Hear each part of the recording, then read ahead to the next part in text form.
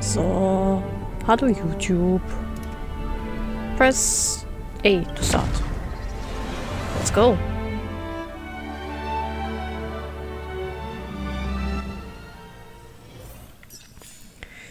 Okay, so.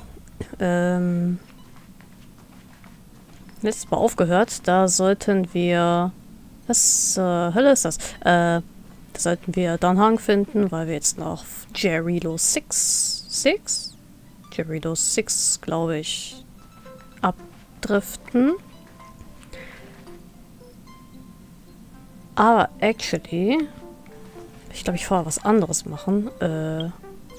Wie macht man das denn? Travelog. Das ist nicht das, was... Oh.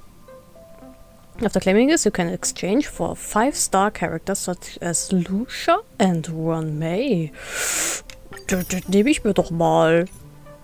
Golden Companion Spirit obtained. Can use it to redeem a 5-star character at the Stellar Convergence Shop. Redeem now? Go to redeem. Wir suchen uns ein neues Kätzchen aus. Ja, los geht's. Okay, wen wollen wir denn?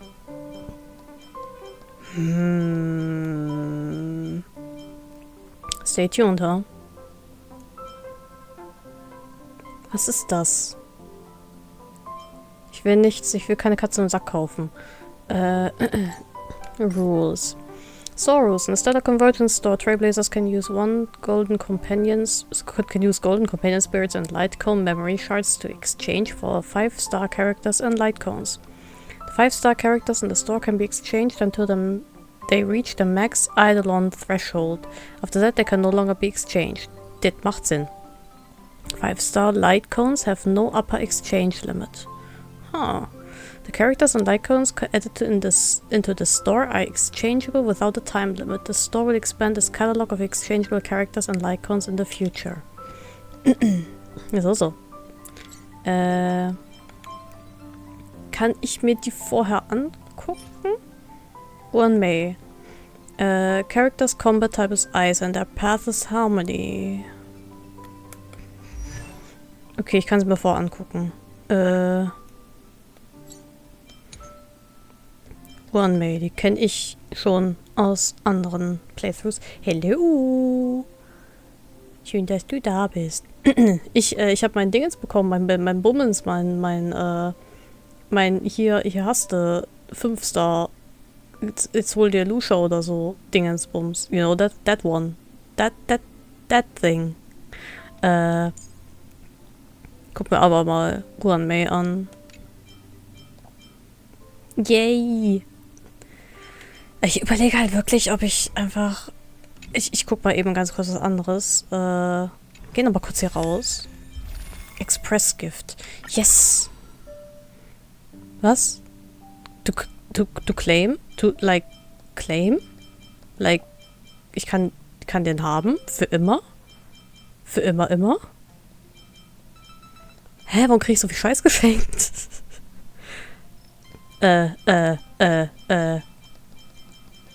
View Details.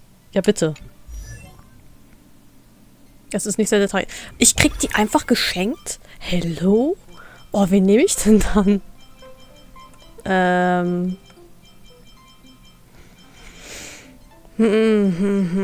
Ich guck mir die mal an. Himeko. Himeko war ja schon super praktisch. Die habe ich ja schon, ausprobieren dürfen. Was denn mit Welt? Was kannst du denn? Die ist meine Imaginary Damage to a single enemy. Ja, das ist, einer der vielen Imaginary Boys. These imaginary damage to all enemies with a high chance of imprisoning them. Imprisoning. Imprisoned enemies have their actions delayed by 32% and speed reduced to 10%. Ooh. When hitting a slowed enemy, additionally deals minor imaginary additional damage. Okay. Creates a special dimension. Enemies in this dimension have their movement speed reduced. After entering combat with enemies in the dimension, there's a high chance for the enemies to become imprisoned.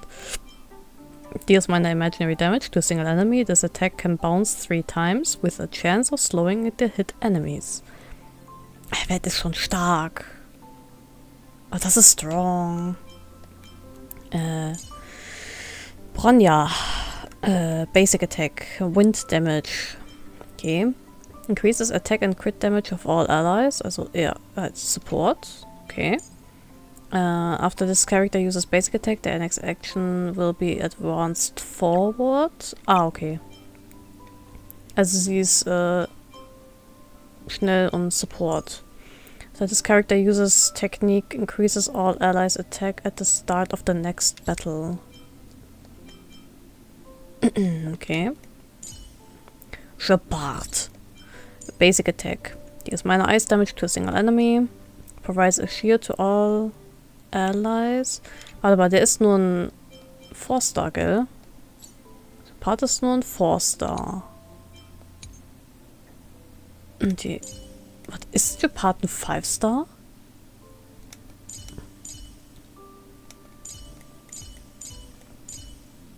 Der ist auch ein 5-Star? Ha.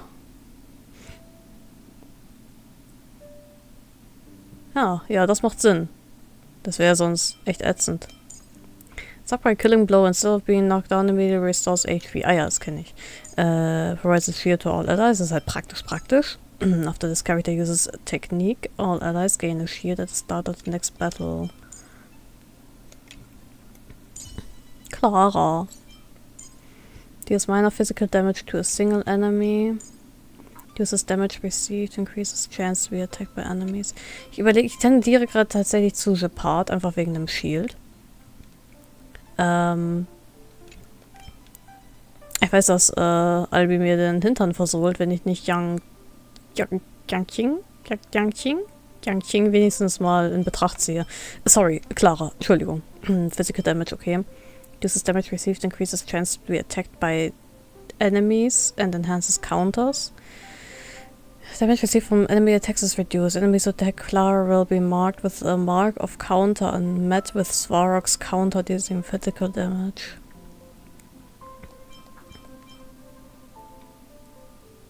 Okay. Bub, Spitzbub, was kannst du?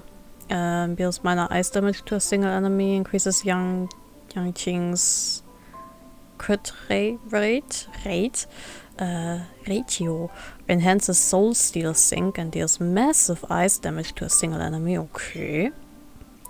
Doing soul steal sync reduces the chance of this character.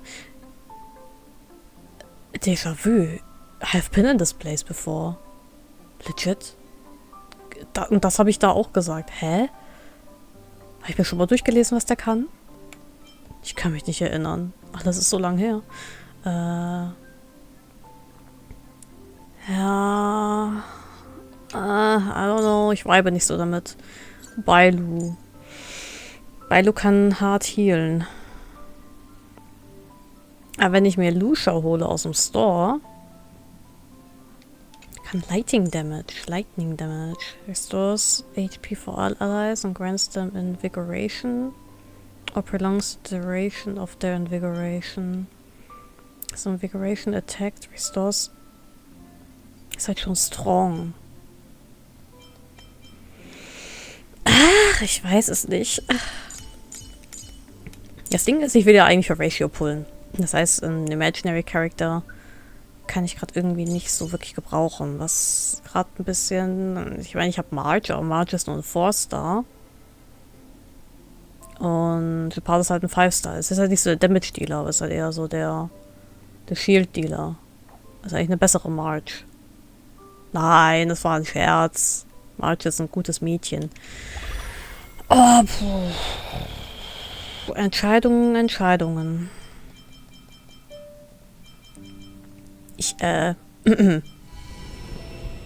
Trailblaze Mission, okay. Noch eine Trailblaze Mission, okay. Aptitude Showcase. Trailblazing Will. Starkest Synchrony. Ich habe keine Ahnung, ne? Ich vibe einfach gerade. Turquoise Reverie. Claimable Rewards. Wo hier? Oh, dankeschön. Was ist das? Star Rail Passes. Astral Express Universal Pass. Travel as far as the Star Rail stretches. Warte mal. Was ist das? Ah. Moment halt. Oh, ja, das kann ich was claimen.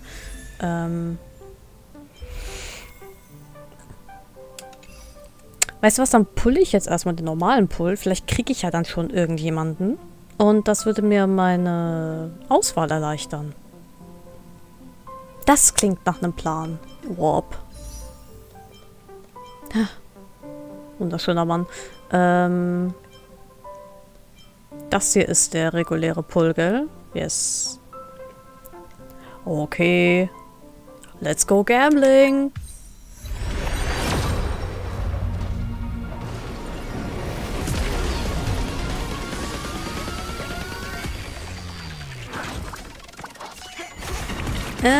Kein 5-Star. Passkey. Sagacity. Nochmal. Mutual Demise. Oha, hallo Pela. Ja, nochmal. Okay. Darting Arrow. Shadow Tone. Fine Fruit. Ja, mach ich gleich. Cool. Ganz oben.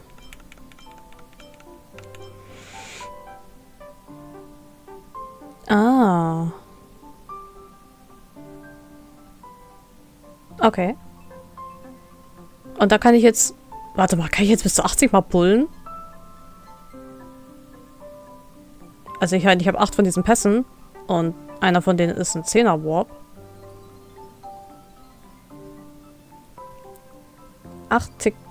8 Tickets für 10. Ach so. I see. Upsala.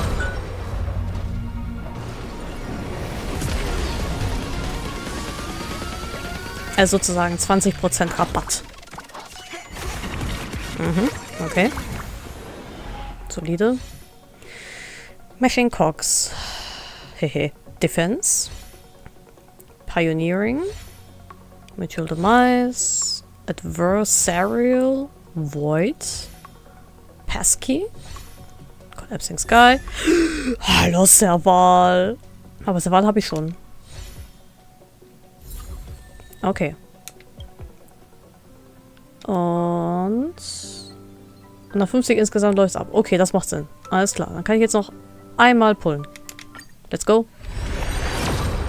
Kommst du. Mutter braucht ein neues Paar Schuhe. Na, okay. Kein 5-Star. Mhm. Loop. Aha. Ist nicht dein Ernst. Es ist nicht dein Ernst. Hey. I'm so sorry. Ich weiß, du hast so lang für ihn gepullt. Ich weiß, I'm so sorry. Hi, Sampo. Na? Alter, wie lucky. Hä? Vor allen Dingen habe ich ein paar Leaks über den gelesen. Die sind so, okay, alles klar. Thank you. Das anscheinend, das ganz schön heiß hergeht mit Sampo. Also heißer als sonst auch schon. Obtain 10 types of light cones. Yay. Okay, da war jetzt aber kein 5-Star dabei. Ah, hier kann ich ihren Eidolon activate. Rock'n'roll might be my only true companion. How about me? Just one chance. Just one chance, Serval. Ach, ihre Haare. So beautiful. Beautiful woman. Sie ist Pela. Wie kann ich einen Lightcone ausrüsten? Sind alle 3 Star. Sind jetzt nicht unbedingt... Ja, besser als nichts, ne? Was ist sie denn? Sie ist auch Nihility. Ach, oh Gott, ich gehe mal komplett raus. Das ist irgendwie nicht so gut. Es ist eigentlich er. Er ist Nihility, aber er ist auch Abundance? Nee, Wind. Oh mein Gott, warum ist das diese Steuerung? Hi, ja, ich habe vor kurzem neu angefangen, vor, um genau zu sein, 4 Tagen. Sales ist, oh mein Gott, ja, ich wollte jetzt demnächst mal anfangen, weil es ist ein Charakter wieder im Pull, den ich sehr dringend haben will. Es ist Ratio. Es ist Ratio. Ich weiß, alle fliegen jetzt gerade voll auf Anaxa Goras, aber ich brauche diesen Professor in meinem Leben. War das so abschreckend? Erstes Mal im Chat gerade. Hi, freue mich, dass du da bist. Dreams Burning.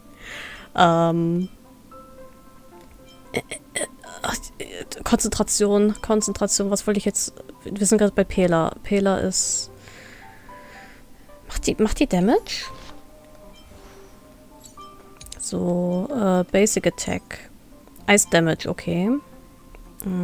Chance of lowering enemies defense and deals minor ice damage to all enemies. Strong. After using attack, if the enemy targets can beavers.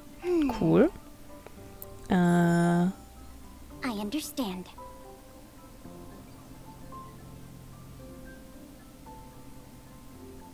Ja, das ist true.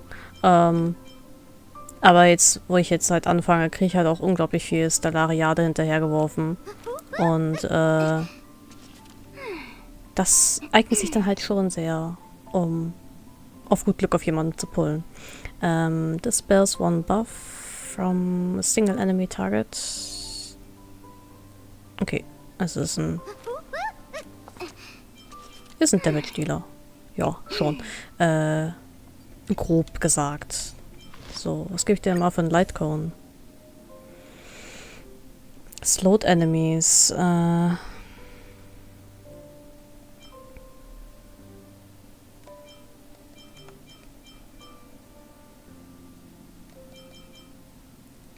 Ey, komm.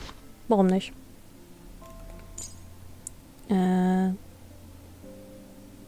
Herta hat einen, ja. Du brauchst einen. Was kannst du überhaupt? Was kannst du eigentlich?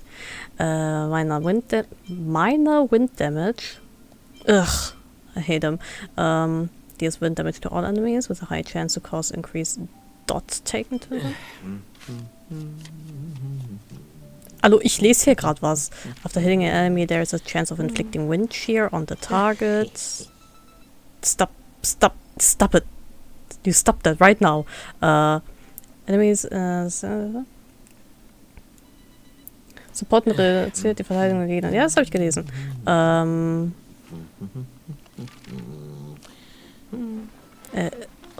Ach, ich habe gerade einen Knoten im Hirn. Ach, diese neuen... Alles ist neu. Blinded. Initiating battle against a blinded enemy, there's a high chance to delay all enemies' actions. Das gebe ich dir dann mal. Hab nicht viel.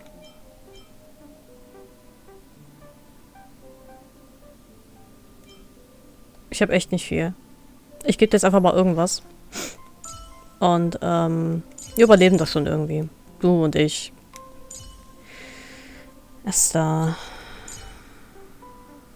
Die habe ich hochgelevelt, die...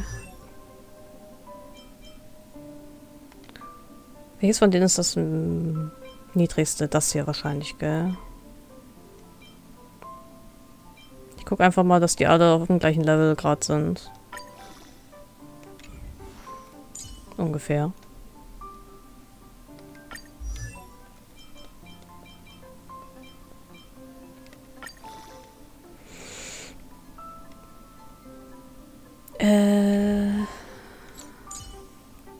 Ja, auch er. Auch er. Stop looking at me with your big old eyes. Kann da auch nichts für. Okay. So, aber Fate Atlas is unlocked. Press here to check the progress of your trailblazing expedition. Fate Atlas presents the important events you may encounter in the trailblazing expedition. As your trailblazing expedition progresses, you have the chance to be involved in more important events. Cool. You can review your current events unlock criteria on the locked event details page. Okay. Find Anhang. Das ist easy enough. Das ist unlocked. Ah. The stars of ingenuity shine. Complete mission Silent Galaxy. Cosmic Home Decor Guide. Reach Trailblaze Level 21. Das ist doch interessant zu wissen.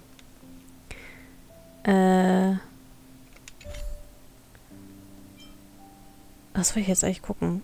Ah, ich wollte gucken. Ich habe gehört, es gibt sowas wie Dailies.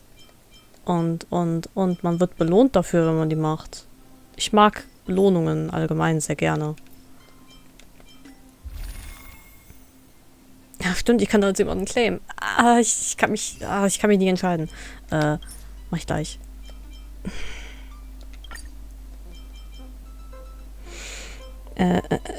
Interestral Guides in die Dailies. Dankeschön. Vielen lieben Dank. Hence one characters to level 1. To level 10. Okay. Hence Lycons to level 10.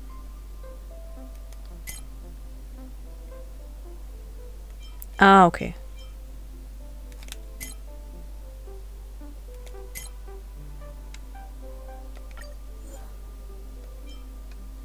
Das ist, glaube ich, keine Dailies, aber ich mache die jetzt trotzdem einfach mal.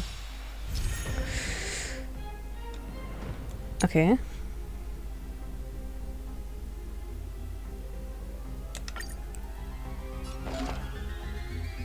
Mhm.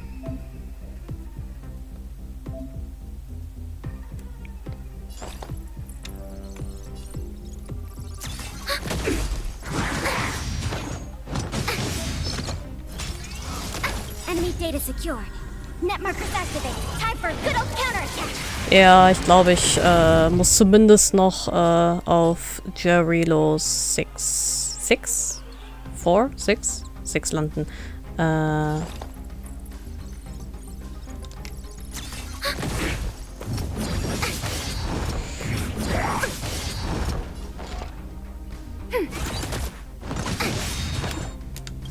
Enemy data secured. Net markers activated. Time for a good old counterattack. Yippie. Weakness Break. Ich mach die jetzt einfach mal ganz kurz. Das geht ja schnell. Enemies have weaknesses and toughness. Use attacks of the same type as their weaknesses to reduce their toughness. Reducing the enemy's toughness to 0 will trigger the corresponding weakness break effect of the attack type, delay their actions and inflict them with weakness break. Love it. Physical, ice, wind damage. Okay. Dann Hang's attack are wind type and can reduce the target's enemy's toughness. Yep. Don't hesitate.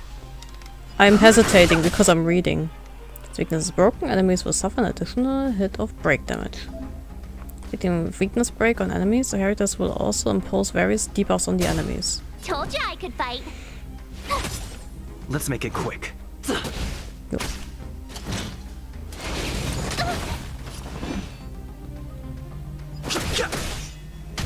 Tough luck running into me.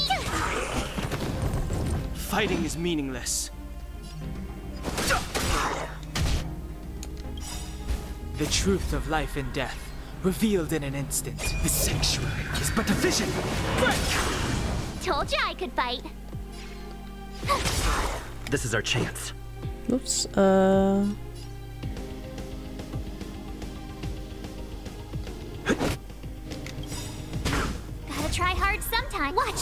Awesome move. Das stimmt.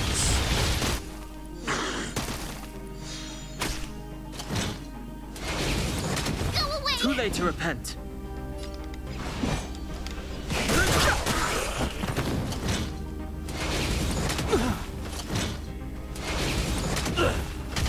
My turn. Let's go.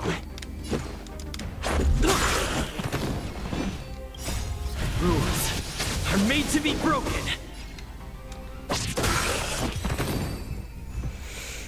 Juppie. Okay. Das hätte ich. Das sind 5 Stück. Das mache ich vielleicht später.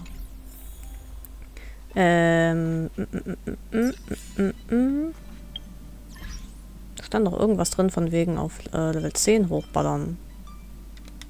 Ich fände jetzt erstmal dann Haken und dann, ach guck mal, da ist er ja. Dann gucken wir mal, was wir überhaupt da unten Are you brauchen. doing okay after your first jump? Ich habe nur 3-mal gekotzt. Oh, Moment. Dizziness or retching are normal reactions. You'll feel better once you get used Ja, to das stimmt.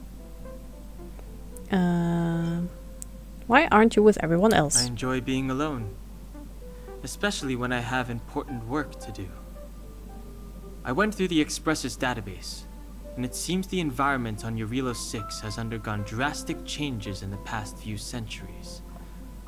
It was not a frozen planet to begin with. Well, it says it was caused by a You Stellaron. said so? Considering the spatial obstacles that the Star Rail has encountered, it's highly possible. I've conducted a preliminary survey and found that there's one area with a relatively normal temperature on the surface of the planet. By normal, I mean a temperature that just about allows for human survival. If I had to choose a site for initial investigation on this trailblazing expedition, that would be it. Himiko wants you, me and March 7 to go together. Can't you and March 7 go? Nein, ich will mit. As I expected. Before you came, whenever March wanted to go anywhere, Himiko would make Mr. Yang and me go with her. And even after you arrived, I didn't suppose I'd be the one to be liberated of that duty. Ich meine, guck dir Welt mal an. I Der assume braucht the immer einen Stuhl in der trailblazing Nähe. objective this time is to find the Stellaron on Jarilo 6 and dispel the effect it's exerting on the Star Rail. Right? Ja? I see. You should find March. I'll join you two once I'm ready. Ich habe Bits and Pieces aufgenommen, weil Tulka spielt halt schon eine Weile. Tulka ist im Chat, hi Tulka.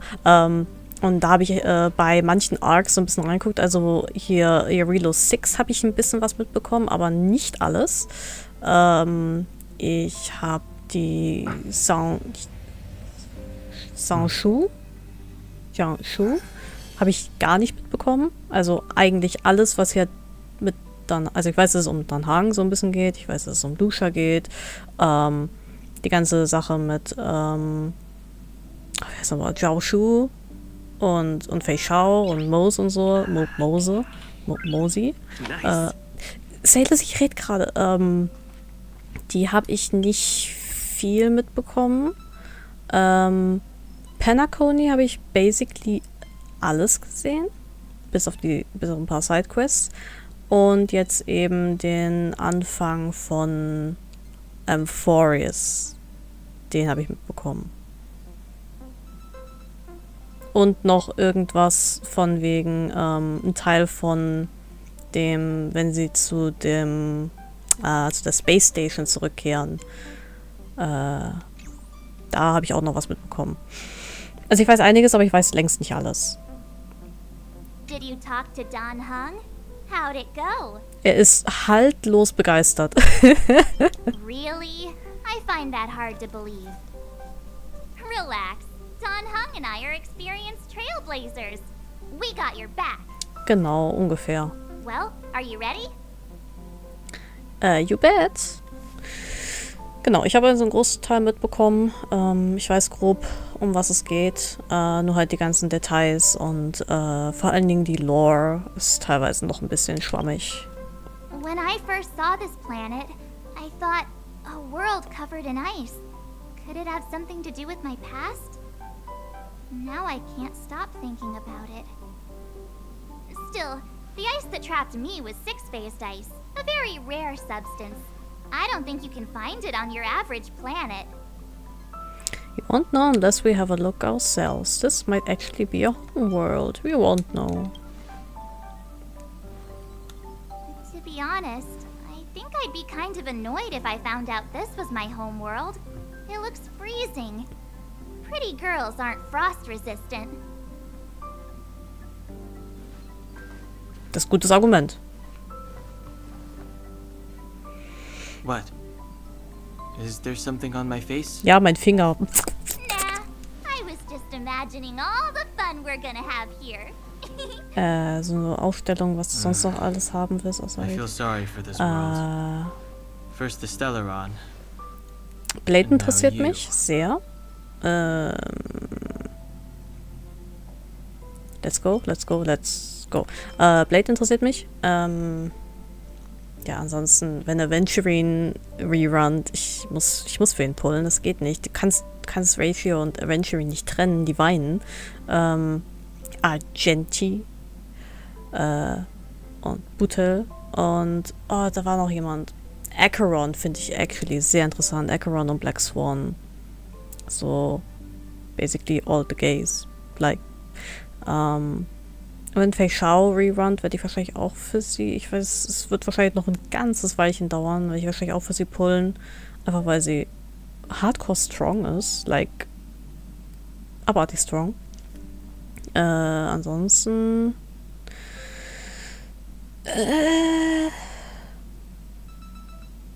ich bin auf Feinon gespannt. Und wer jetzt sonst noch auf Amphorius vorkommt. Oh, ich habe gehört, eventuell, wer weiß das schon, aber vielleicht kommt ja für einen 4-Star-Charakter eine 5-Star-Version raus. Ja, sie war ja erst mit Aventurine da, das wird jetzt wahrscheinlich noch ein ganzes Weilchen dauern. Galaga. Ja,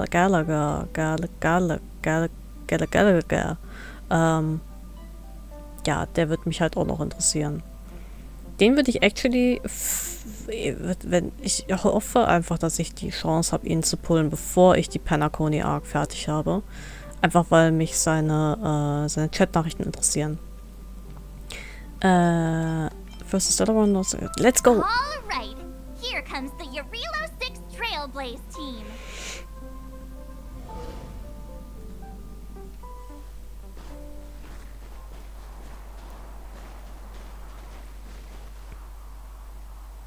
Wie sind wir hierher gekommen? Jarilo 6. We're here. It really is one big snowball. It really is one big. It doesn't feel that cold. Well, the Trailblaze path grants us faint power. It allows us to better adapt to harsh environments. Das ist ja sehr lucky. Snow as far as the eye can see. Which direction should we take? Based on the coordinates, the target should be up ahead. Then what are we waiting for? Let's go! Why didn't we land at a destination? I didn't know we'd be hiking. Me neither. If only we had a snowmobile. We never get to bring anything cool from the Express. Do you remember what you did to our last snowmobile? Ihr hattet schon eins? Anyway, moving on. Und, oh mein Gott. Remember, we should stay vigilant. I know very little about this world. Alright. Calm down. Between the three of us, nothing will stand in our way. I mean, come on. You've got a Stellaron in your body. I have my special 6-phased ice powers. And Hung, he's got that mysterious past thing going for him. So if people start creating trouble for us, they're gonna regret it. Yeah, they're gonna regret it. Let's make sure that we are not the ones creating trouble. Well, let's not get ahead of ourselves. Ich weiß schon, wen ich angucke. Braving the unknown? That's the real spirit of trailblazing. Aber jedes Kind hat gelernt. Oh, mit Navigation. Thanks to the navigation system of the Astral Express, you can travel between different worlds and areas. The worlds that you have been to will be marked on the Star Rail map. Cool. Haben alle gelernt. Wenn du irgendwo reingeschmissen wirst, gibt es hinten meistens noch irgendwas. Aber diesmal nicht. This place still hasn't been corroded. Yet Fragmentum monsters have already made it here. Oh, die sind Level I 9. fear the Stellaron may be exerting a significant influence on this world. Kurz. Ich glaube, es kann nicht schaden, zumindest auf 10 hochzugehen. 3.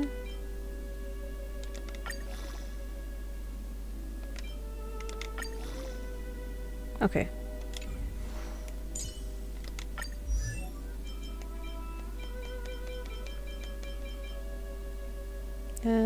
Eins weniger. Kann ich eins weniger? X remove. Okay. Okay. So. Ich ein Chicken bin.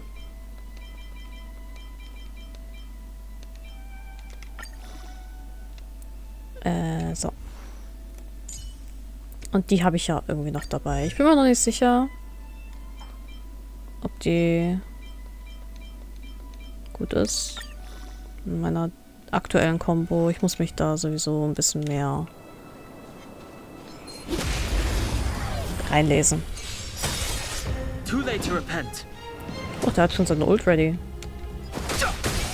Scared yet? My turn. Easy. Clap. Reach the end of the story in your own way.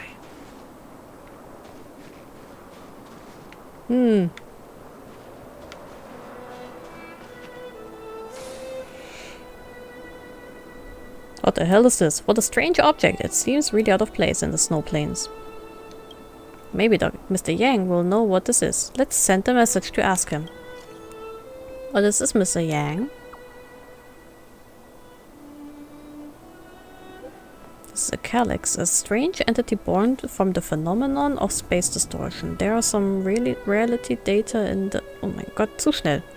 There are some reality data in the calyxes that might come in handy, but please be careful when coming in contact with them. The existence of these calyxes is still a mystery to us, and the danger within is incalculable. In your coming journey, you might come across other calyxes like this, and the reality data stored in different calyxes may vary, so look out for that. Ja, das stimmt. Open Shortcut Wheel. Terrestrial Peace Guide. IPC. Calyx Golden has been archived in the Interastral Peace Guide. View details here. These game modes cost Trailblaze power to play. Trailblaze power recovers over time. Sind das die Dailies? Sind's das?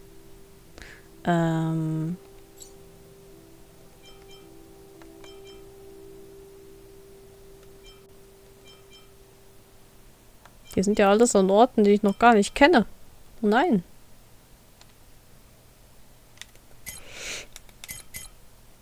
Spannend.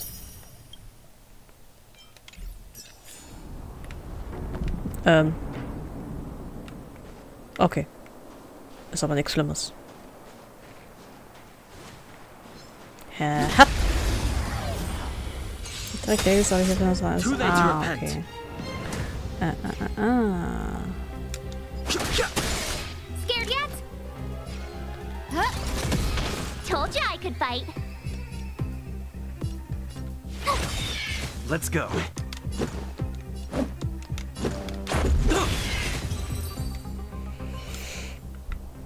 Okay. Huh? Did you see that? I think something's moving. It's just an ordinary snowdrift. Are you sure you're not seeing things? Of course not. My eyesight's perfect. Come on, let's take a closer look. Ich weiß auch nicht, Marge. Hier riecht es irgendwie nach Müll. Ich weiß nicht warum. Kann ich draufschlagen? Geht das?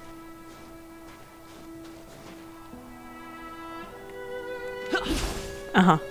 Geht nicht. Was ist das ja eigentlich? Eine Lampe. Investigate. Hey, get out of there or you'll shiver to death.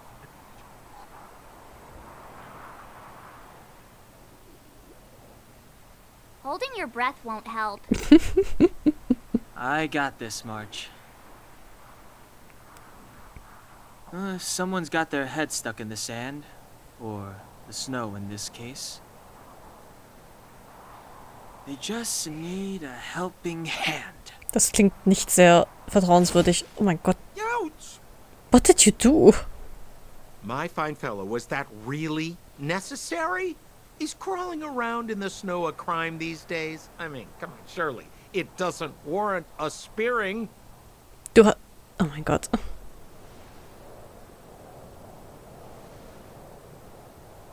Guck mich nicht so an. But then again, how can I blame you? I mean, I caught you off guard. It had to happen. You could even say I deserved it, huh? Besides, I made a gallant group of new friends as a result. Is Captain Japard around? He's an old buddy of mine. Sure he is. Ganz ehrlich, bei Sampo. Oh Gott, ist Spoiler, es ist Sampo. Sampo? Da bin ich mir da nicht so sicher. Vielleicht hat das doch irgendwie. Das ist schon. Vielleicht hat es ihm auch ein bisschen gefallen. Wer weiß. Not judging in any way, aber. Who? Wait, you're not Silvermane guards? Well, why didn't you say so? Turns out we're on the same side after all. I'm not sure about that. Pleasure to meet you. The name's Sampo Koski. Ich bin. Excellent, I'll remember the name. Never thought I'd run into friends from the same line of work out here in this frozen wasteland. Same line of work.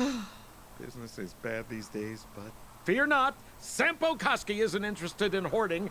There's more than enough treasure to go around, so let's get rich together. Say, why don't we join forces? I have reliable intel the main strength of the Silvermane guards is being deployed to the front line. This is a golden opportunity.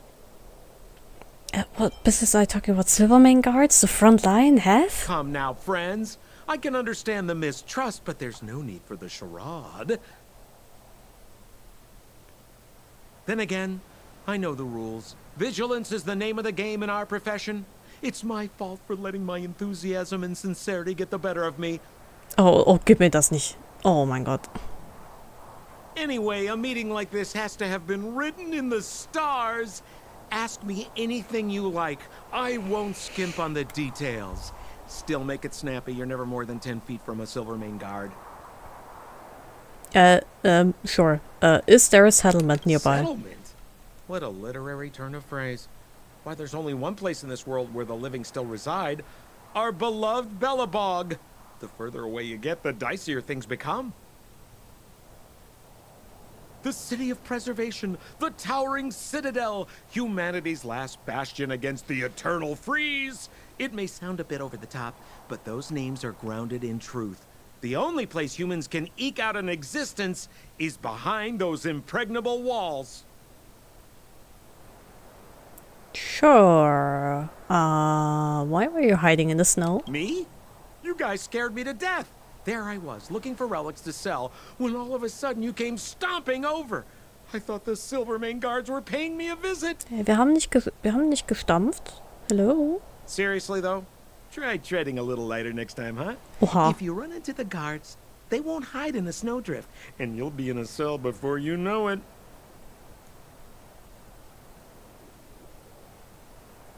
I have no idea who these Silvermane guards even are. You really don't know? The Silvermane guards are Bellabog's soldiers, enforcers, and police. let's just say they're not the most flexible of people. And they like paying visits to folks in our line of work. What line of work? Seems like you guys really are new to the business. To be young and naive again. How about this? As a senior in the field, which I'm sure you don't mind me saying, I'll give you some free guidance. Yeah, she's There los. are ways of doing things in this profession, and you better get familiar with them. Moving in the shadows, finding the goods, pricing your stock, hiding from the guards. There's an art to all of it. No need. Why don't you just take us to the city? We don't really know the way. The city? Already? They haven't even started trading yet. Well, showing you the way is easy enough, Missy, but it would cost. Oha.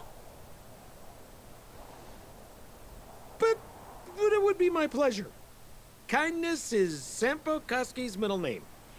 Follow me, friends, and keep quiet. We don't want to be spotted by the guards.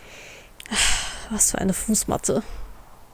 So why were you hiding from the Silvermane guards?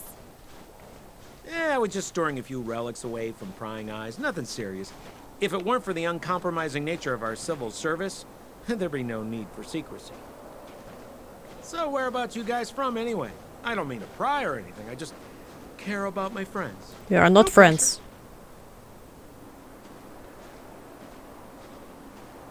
Okay, das war's mit den Voice Lines. Was ist das?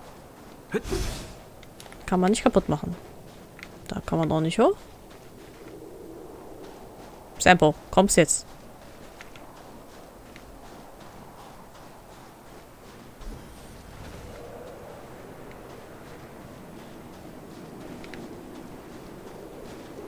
Rule number 7, never leave a footprint. Der Voice Actor ist so mega. Invisible snow walking.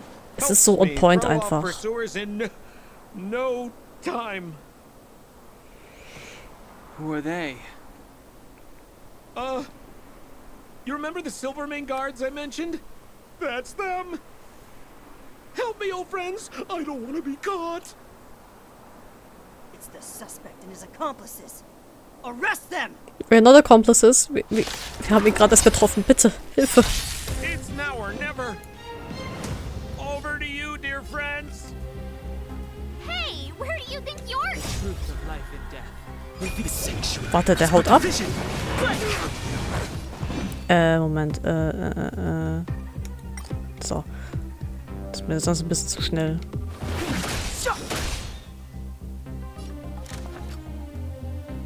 Everything is ordained by the stars.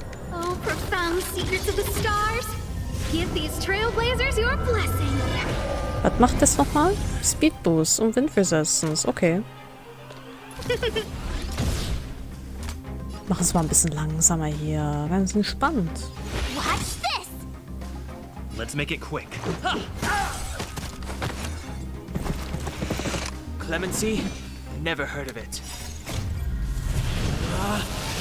Rules are made to be broken!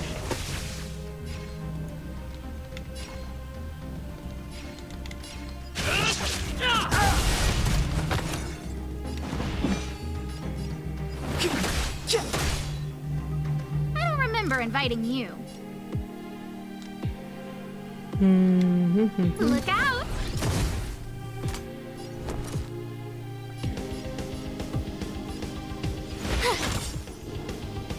Let's go. How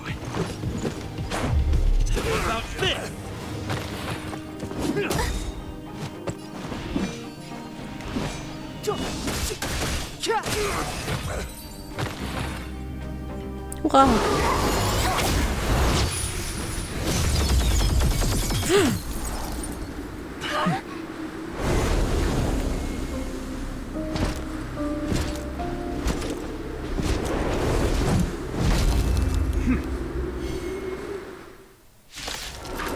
Oha, Part ist ja richtig cool.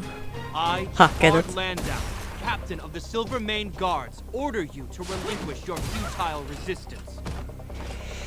That Sampo cheated us all. Wait till I get my hands on him. Suspect, Relinquish your resistance. So, I'm a criminal, huh? Forget Sampo. Wait until I get my hands on you. March. Nicht provozieren lassen. A guest with no manners, huh? Er hat keine Feuerschwäche. Leider. Und trotzdem mal das hier ausprobieren. Who's the lucky one today?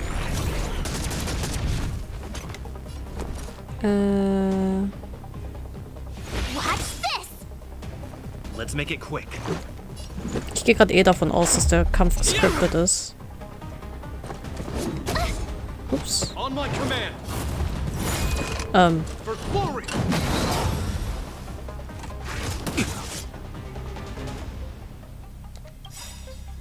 The truth of life and death, revealed in an instant. This sanctuary is but a vision.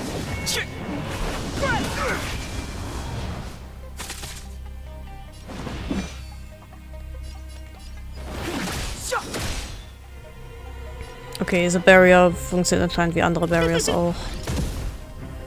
Einmal hitten und dann sind sie weg. So. With me out here, how can we lose? Pipi.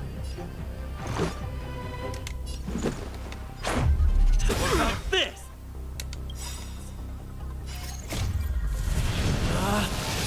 Rules are made to be broken. You outstayed your welcome. Our position is solid. Oha.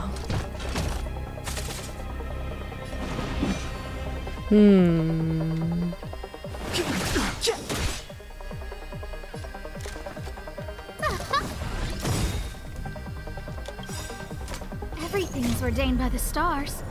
Oh, profound secrets of the stars. Give these trailblazers your blessing. You have the worst luck running into me. Stay right there while I give you a present. Let's go. Batter up. So. It's too late to repent. I don't remember inviting you. Look out! My turn.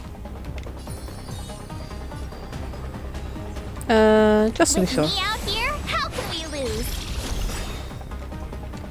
Oops. Gotta try hard sometimes. Check out this awesome move.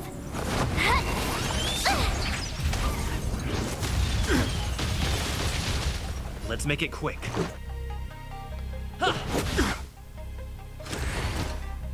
This ends here. Bitte nicht.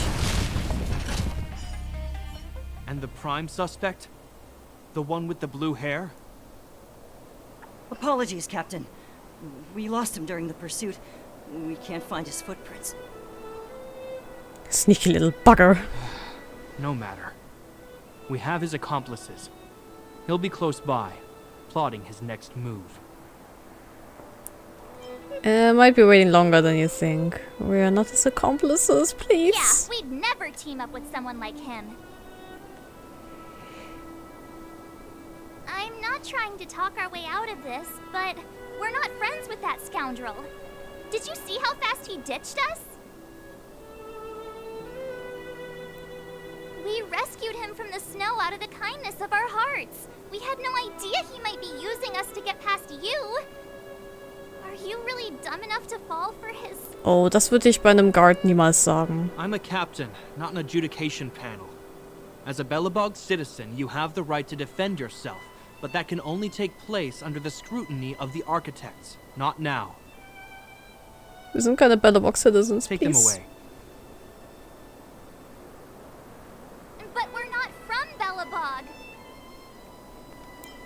Does our equipment bear any resemblance to yours? Show in the photos, March. Photos? Ah, you're a genius. Great idea. Ich bin ein Genie. You've probably never seen what your planet looks like, right? I took this one. Behold, Jarilo 6. March 7th shows Lepard a picture of the snow-covered You mean planet. to say that this white ball, that's here? That's our home? How can that... It is said that a long time ago, strange visitors from beyond the sky would visit us here. But that after the eternal freeze, the blizzards made passage impossible.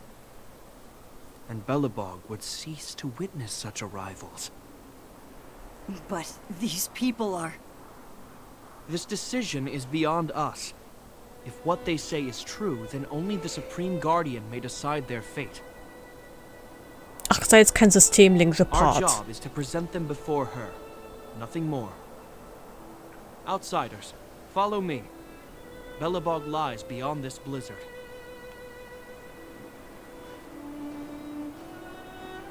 Welcome to Belobog, the city of preservation. Ich sehe nix. Oh, ja, stimmt, da ist eine Stadt. Would you look at that?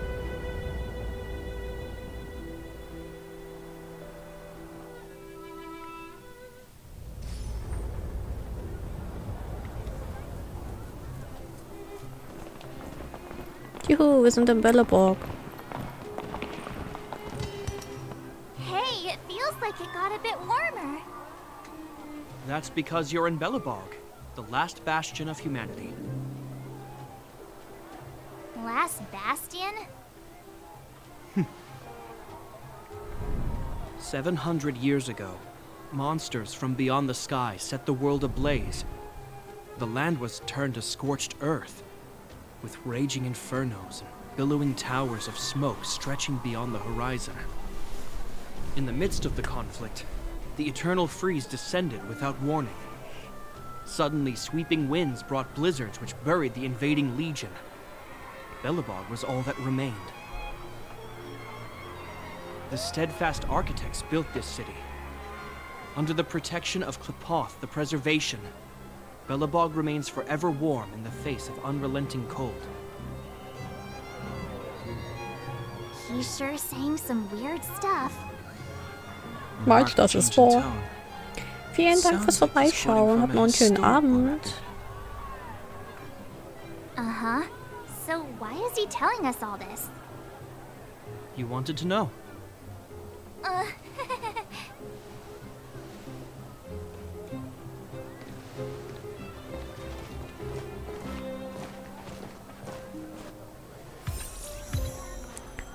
Winter Nights. We saw strange creatures outside the city. They must have come from a tear in corroded space. A fragmentum, correct? How do you... That's right. Out there in the blizzard, there are still many threats, including the monsters you saw. The Silver Mane guards are continuously engaged with the enemy, but I'm afraid the situation is bleak. After your meeting with the Supreme Guardian, I would like to consult you on this matter.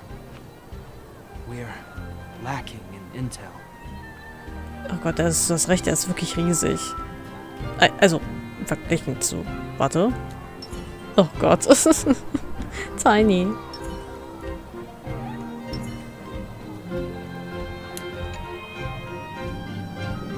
We're here. This is Qlipoth Fort, the heart of Belobog and headquarters of the Architects. Qlipoth Fort. The Architects? The saviors of humanity. Long before the arrival of the Eternal Freeze, the Architects braved the doubts and derision of the people, never wavering from their construction of its defenses. History has proven that their decision was the correct one. The Architects named this fortress after Qlipoth, Aeon of Preservation. Under their direction, humanity has withstood external enemy attacks and held off the Eternal Freeze. Even today, we resist the Fragmentum's corrosion. This fortress is also the residence of the Supreme Guardian. The Supreme Guardian? The leader of Belobog, elected and appointed by the Architects. The Supreme Guardians have watched over this city for generations, sheltering the people from harm. The current Guardian is Madame Kakolia Rand. Every major strategic decision is issued by her. Whoa, she sounds like a big deal. I will now bring you to see Madame Cacolia. Please, have your words at the ready. Her time is precious, so she prefers concise communication. We're gonna see her right now? Can I at least find a place to freshen up first? Can I tag along? You look fine. Is there any etiquette we need to observe? Rest easy. The Madam Guardian doesn't care about formalities. Not to mention, you've only just arrived.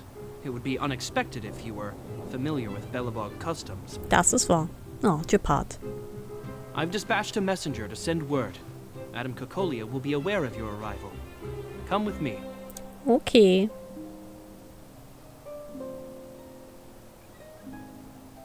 But that's a meaningless sacrifice. How can you... Unterbrechen wir? Leave, Branya. Visitors have arrived. Awkward. Hi. Mother. Und bye. I guess. Oh, guck mich nicht so giftig an. Ich will auch nicht hier sein. Madam Guardian, I have brought 3 outsiders to see you. The messenger informed me. Well done, Gepard. You may leave. Nein, Gepard, bleib hier, bitte. Ich hab Angst. Nein, Gepard, nein! Komm zurück! Komm zurück, Welcome, Gepard! visitors from beyond the eternal freeze. Or perhaps I should say, from beyond the sky. No? Ja, das ist richtig. I am Cacolia Rand, Belobog's supreme guardian. I would be grateful if you could tell me why you have come. So you don't doubt our identity, so you believe we come from beyond the sky? Oh, egal. Don't doubt our identity. Do you wish me to doubt it? Or perhaps you're not confident in that identity yourself? No, I do not doubt it. I can see that you are not from this world. The architects remember the history well, else we should forget it. I know that in the distant past, before the Eternal Freeze descended or the Legion invaded, this world was once prosperous beyond measure. An eon connected our planet to other worlds, and we discovered the endless possibilities of the boundless universe. We also came to know of Klapoth, the Amber Lord. Under their attentive gaze, we built the city walls. Ja, So do mit not Wänden be kennt sich surprised. Klapoth aus. For 700 years, the architects have received no further communication from the stars. But I knew of your existence. Tell me why you have come. We want to help you. We've come to Trailblaze this planet. We want to help you. We came here for something known as a Stellaron. A Stellaron. Ja. Objects that fell from the blue on separate worlds. Their appearance spelled disaster. Many of the planets we visited have suffered their effects. You mentioned invasion by the Antimatter Legion. Soon after their arrival, this planet suffered the Eternal Freeze. At the same time, the phenomenon known as fragmentum space corrosion began to occur. Correct? Correct. The Stellarons were cast by the Aeon of Destruction. The Eternal Freeze is a product of the Stellaron. Fragmentums are a product of the Stellaron.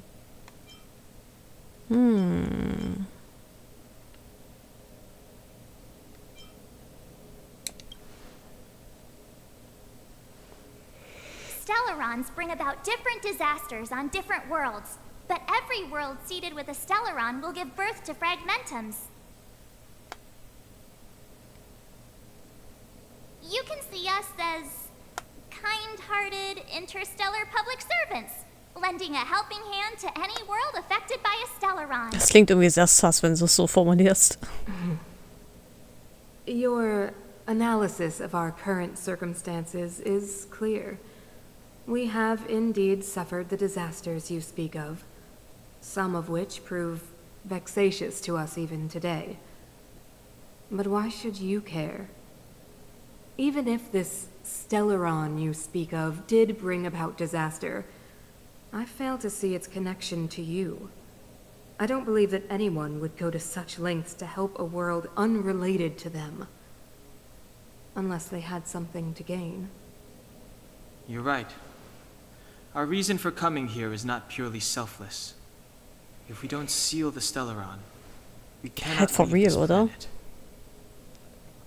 planet. Please let us help you. Please help us locate the Stellaron. If we can get rid of it, your world will be safer too. Yay. You know how to seal the Stellaron. Yes. We have the relevant means. Very well, I believe you. If our present situation is truly the result of this so-called Stellaron, then your arrival is the hope that Belobog has waited 700 years for. I am willing to assist you in any way possible to help you locate the Stellaron. Danke, Miss. It's getting late, and you must be tired. I will arrange for you to stay in our most comfortable hotel. Thank you. Rest there and get a good night's sleep. Tomorrow at noon, I will dispatch someone to escort you here, and we can discuss this urgent matter in greater detail. Thank you, Supreme Guardian. We'd like to take a look around.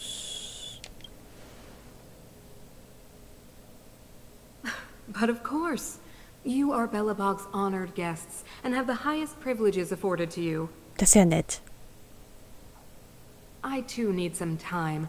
I will go over our records for anything that may be connected to Stellarons. Please excuse me for not escorting you further.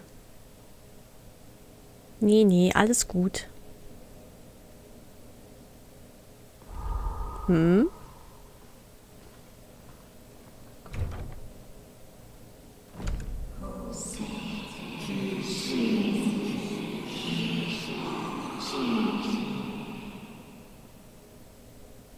Of course, I understand. Do not worry. I have a way. It seems that the Supreme Guardian holds you in high regard. I have received orders that your movements are no longer to be restricted. Hurrah! She is an impressive figure. She's the big shot. Definitely got that Queen of the Castle vibe going on. Oh, so cool. I'm afraid I still have duties to attend to. I must return to my post. I hope you enjoy your stay in Belobog. Dankeschön. Wait. Can you recommend some sites? It's not that late. We want to take a look around. Well, I'd say that Golden Theater and the History Museum are both worth a look. However, you'd need a pass to get into the museum. I recommend you visit Everwinter Monument first. It's Belobog's most symbolic landmark. Ja. And if you enjoy music, you could head to Neverwinter Workshop. You can sometimes catch an outdoor performance there. The artist is... you'll see. Oh, and if you're staying at Goethe Hotel, please avoid the alley that runs next to it. The one with Silvermane guards stationed there. It's started to be affected by corrosion recently, so it's been sealed off. Ja, okay, alles klar, Chef. So the corrosion is inside the city. That's a grave situation. Yes, we're mounting a resistance as we speak. I must leave now. I hope all goes well for you. Dankeschön. So,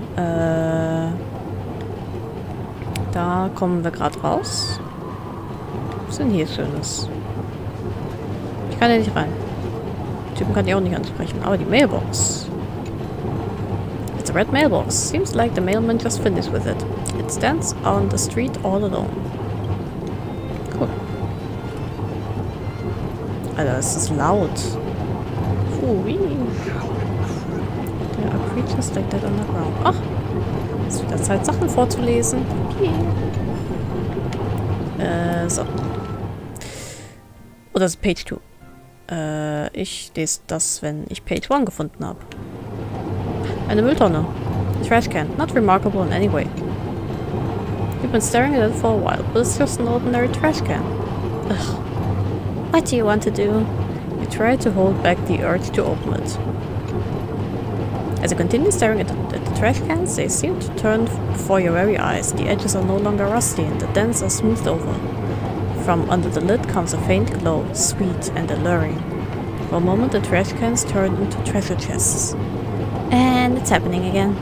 Take a deep breath and open the lid. It's empty. Like my soul. Wait, you reach deeper into the trash can. There's a piece of iron scrap at the bottom. Your hard work paid off.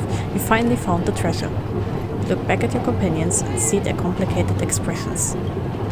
You don't need to explain. I get it. The urge is too great for you to resist. There's no turning back once you've walked down this path.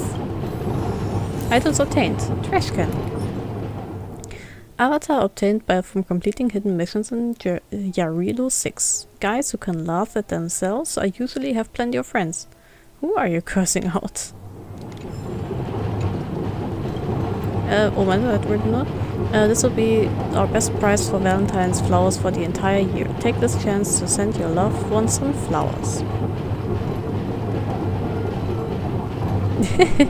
Considering all the cliched advertising, this is pretty cool. Wow, I'd be so mad if someone gave me this. Hi. Ah. Und das ist komplett normal. Redest jetzt nicht mit deiner Mülltonne? Don't worry, no one would. What do you like to give as a present?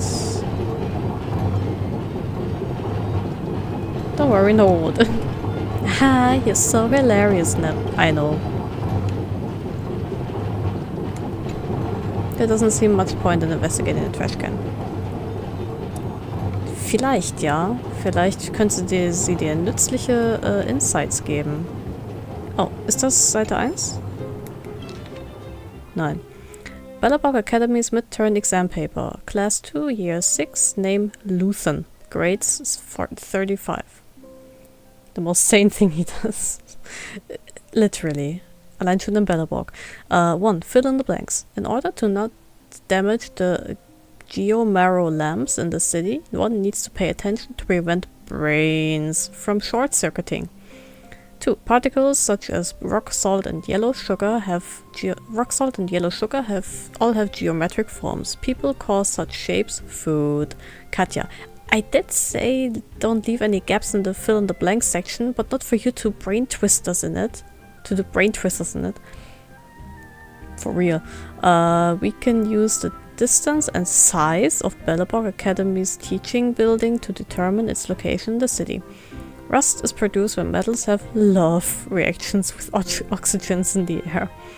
Frostreef salmon will swim to a place with suitable temperature to pass the winter when this water starts to cool. This way of passing the winter is called travel. Multiple choice questions. Observing an aroma ether grass, the correct order is C. From the outside to the inside. B. A from the outside to the inside. B from the inside to the outside. C from top to bottom. D from bottom to top. The fruiting process of red sunsets is A. Flowering, pollination, fruit. B. Flowering, fruit, pollination. C. Pollinating, flowering, fruit. C is correct. Tip of alm's toes can suck onto surfaces and are useful for crawling in caves. These creatures are called A. These structures are called suction pads. A. B. Grappling hooks. C. Paws. D. Horizontal pleats. Ich glaube, das sind suction pads. Katja, they aren't cats. 9. The mouth parts of adult funeral worms are A. Needle formed. B. Proboscis formed. C. Chewing mandibles. D. Siphon formed. C. Chewing mandibles, yeah. Luthen. I did say to pick C if you don't know the answer. At least you listened to that. That's commendable. But can you actually take a look at the question? The mouth parts. Siphon formed. Yeah, okay, never mind. I failed the test. Which of the following items is soluble in water? Soluble in water. A. Geomarrow. B. Rock salt. C. Jam. D. Honey. C? Nein. Rock salt, oder? True or false questions. Touching the city walls feels cooler than touching a tree because the walls have a lower temperature than the tree. True. 12. The tri-toothed beast from the Middle Ages became extinct because it could not adapt to the lower temperature and reduced food sources. Yeah. Geomero is formed after the corpses of ancient animals were transformed within tectonic plates after a few billion years. I don't know. Klingt wild. People feel hot next to the geomero because of heat conduction. Yes. When the mad moles feed underground, they mostly use incisors to cut, canines to tear, and molars to grind food. I don't know. The way to chop candied mushrooms and soothing mushrooms in half is a vertical cut. Aber warum? Egal. The rainbow leaf's transpiration effect can reduce the temperature of its leaf surface and protect the plant from being hurt by heat. Klingt vernünftig.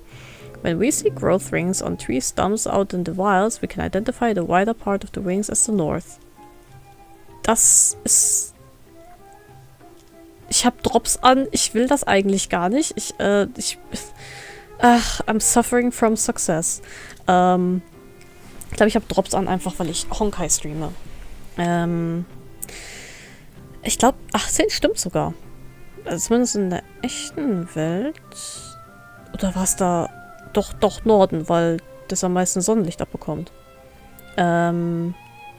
Corrosive ore moss can use the soft light from chemical reactions to survive in lightless caves. Keine Ahnung. Using eyesight, touch, blade cuts, and dropping liquid, one can discern the type of mines. Using levers to save effort and change the direction of the force. Can save effort and change the direction of the force. Ja. Animals that can live in water and land are called amphibians. True. Katja, even if you just do it for show, can you write some false answers to show that you're actually thinking and comfort your poor teacher? Also sind die alle wahr. So. Katja, I don't know. Your heart must be as cold as the benches in Belobog. Poet Nep, written in Belobog during winter. Ja, gut, dass sich Marge nicht hinsetzt. Ich will gar nicht wissen, in ihrem kurzen Rock, dass in ihre Oberschenkel festfrieren. Scraps of paper are scattered all over the black garbage bags. They've been torn up so evenly that you begin to wonder whether this world may have discovered paper shredding technology. Piece them back together. Huh? You're gonna piece them all back together? After who knows how long, you finally complete your great undertaking. Countless paper scraps have become a wrinkled piece of paper. It was a letter from one citizen to another, but the radical content runs counter to standard notions of human hierarchy. The content is so scary that the letter disintegrates, it drifts away on the wind as you finish reading it, never to be restored again. Jesus fucking Christ. Oh, warum habe ich die Kiste übersehen? Kiste. Is that all? Sei nicht gierig.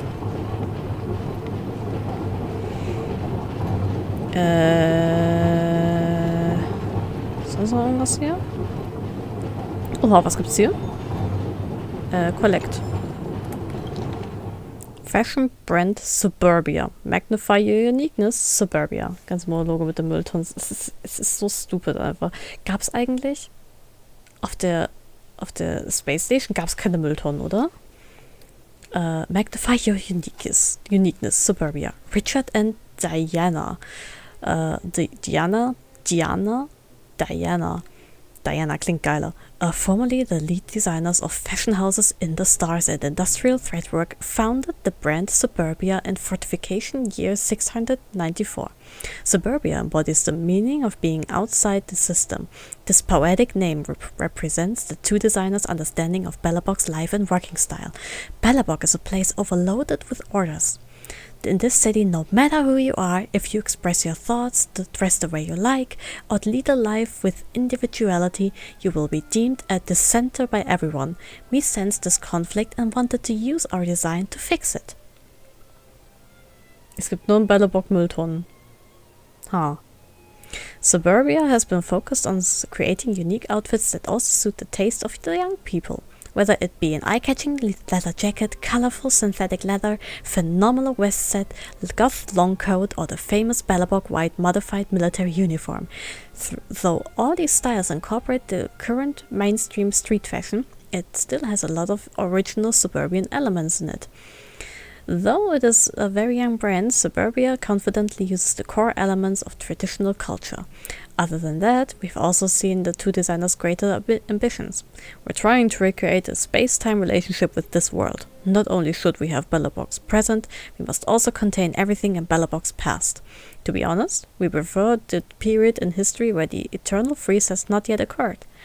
The world was separated into different regions, each with its own style. Suburbia doesn't exist just for Bellabog, but also for the areas buried in wind and snow, explained Richard and Diana. Recently, the young brand cooperated with the Edelweiss workshop for the first time and began a collab fashion line including leather boots, outfits, and accessories. The two brands used the blue color of Bellabog as a design base, together with retro patterns found in Bellabog's picture books and in combination with fashionable styles preferred by the modern youth, such as street punk and industrial. Edelweiss Workshop has also brought back both classical and new age fashion concepts to young people. Ist doch schön. Hallo Fizz. I don't think I've met you before. Is this your first time visiting the bookstore? Can we talk? Alright, let's hear it. What do you want to chat about? House business? Not bad. Bellabog has a lot of people who love to read. But it would be nice if everyone paid for the books they read. Do you have any recommendations? Ich finde das gut. Lass dich einfach mittragen. Lass dich von den sanften Klängen der Maschinerie in den Schlaf wiegen, I guess. Do you have any recommendations? You came to the right person. What kind of books do you like? I like to read some fantasy. I like reading science fiction. I love mystery novels. I'm also a fan of mystery novels. What do you think about this one? It's about a young girl, Detective Anraku, and her associates, solving strange cases and uncovering hidden truths. It isn't exactly a hit, but it's quality writing. Leave you to your book. Was kann ich bitte kaufen? I'll be here reading. Let me know when you've made your selections. Mythological Tales of Jarilo, God of Spring and War. Mythological Tales of Jarilo, God of Spring and War, the story and expert analysis of a traditional legend from the northern region Naikatha. Ich kann wirklich Bücher kaufen? Und dann kann ich die lesen? Das ist ja spannend. Ich lasse es gerade nochmal, wobei ich noch nicht genau weiß, wie sehr ich meine Währung für andere Sachen brauche. Signboard. You see in the menu, tasty skewers. You can't live without them. Owner visiting family in the factory district. Please come back another day. Okay. Too bad for those who can't live without them.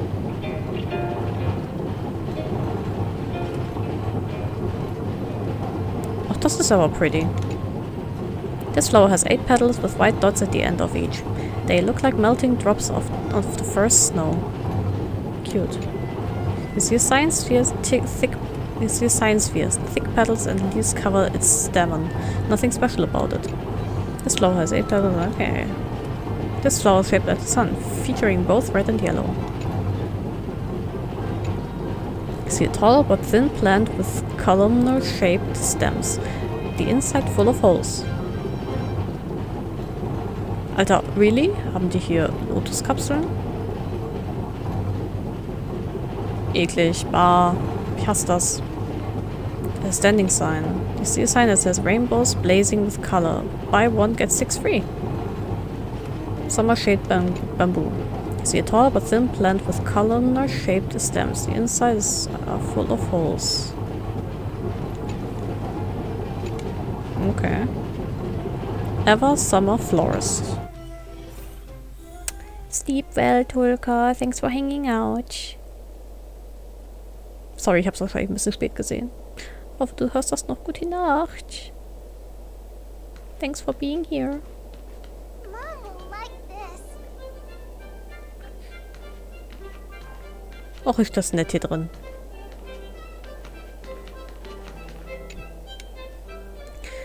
Ah, Artem, Damir. One is frost, the other flame. They are both carefree. In exploring the unknown world, they suffer many ups and downs, yet they are still by each other's side. Kannst einfach Sachen mitnehmen. Ich kann viel, also ich kann basically jede Kiste mitnehmen. Ich weiß nicht, ob es irgendwas gibt, wo die Leute halt sagen, ey, nimm das nicht mit. Ich denke schon, dass es irgendwas gibt. Also es stehen meistens irgendwelche Kisten rum. Es stehen manchmal auch irgendwelche breakable Sachen rum. Da sind dann auch Sachen drin. Und ich kann halt einfach irgendwelche Dokumente und Bücher, die rumliegen, kann ich aber mitnehmen. So. Oh, Artem is such a gentleman. Hello? Ah, sorry, I got lost in thought. Welcome. What can the florist Vaska do for you? What about these? These flowers come in a variety of colors and prices, but really, they are all priceless. For example, this one named Sunshine is lovely. Its red and yellow colors make it look like the sun. Just looking at it makes you feel warm inside. It's a great choice for a gift or even to keep for yourself. What do you think? Or do you want to know more about the other kinds of flowers? Oh, geez. The marquise? The marquise is our most expensive flower. There's a grand story behind its name. Rumor has it that a noblewoman spent her entire family's fortune on one of these flowers. This was why it was given the name marquise. To this day, it is beloved by high society. First snow. The flower has 8 petals with white spots on each tip, just like snowflakes. A long time ago, the first snow of the year was called First Snow, symbolizing harvest and joy. So ein Karma-System, die Rotation ruinieren kannst. Ich glaube nicht, aber es gibt tatsächlich Entscheidungen im Game, die du befolgen kannst. Also es gibt einen Teil, das weiß ich tatsächlich, der spielt sich aber sehr viel später ab. Da spielt man diesen Kitsune-Koch und man kann halt sozusagen mit herumstehenden Leuten halt reden, aber das hat Konsequenzen dann für später. Also nicht, was die irgendwie reden oder einfach nur, dass er mit denen redet, hat dann halt Konsequenzen für diese entsprechenden Charaktere dann. Es sind nicht wirklich Charaktere, es sind NPCs, aber das habe ich gehört, dass das möglich ist und das dann so, oh, puh.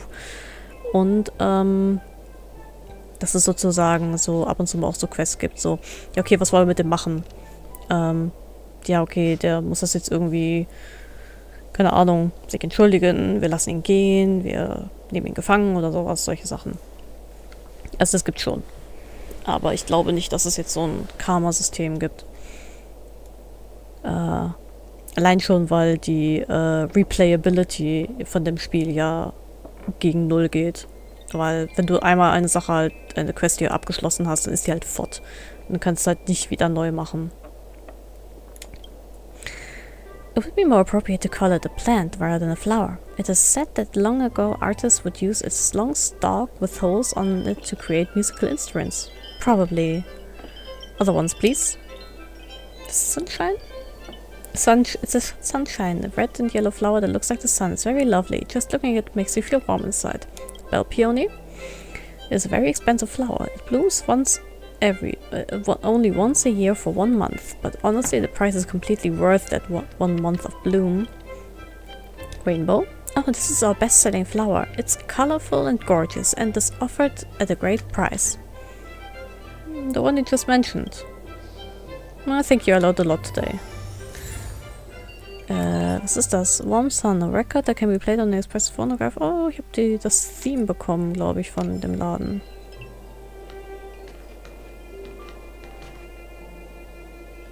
Süß. Ah, da gibt's noch was. Ups.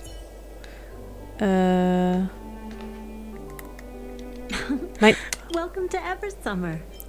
I think about it. Das will ich haben. Chapter 6. Meine Güte. Das lese ich jetzt gerade nicht. Moment, Herta. Das ist Belleborg. Ja, nee, das ist Chapter 6. Das lese ich noch nicht. Das ist... Da habe ich gerade mal Seite 2. Das muss man doch alles in Ordnung lesen, in Order. Das hat alles seine Ordnung hier. Genau. Also ich habe hier meine Charakter-Aufstellung. So, hier kann ich meine Charakter-Line-Up machen. Und da kann ich zum Beispiel auch verschiedene Teams aufbauen. Ich kann jetzt zum Beispiel auch ein Team einfach mit allen machen, die ich nicht habe. Keine Ahnung. Sowas. So, dann mache ich, keine Ahnung, die noch rein. Ups.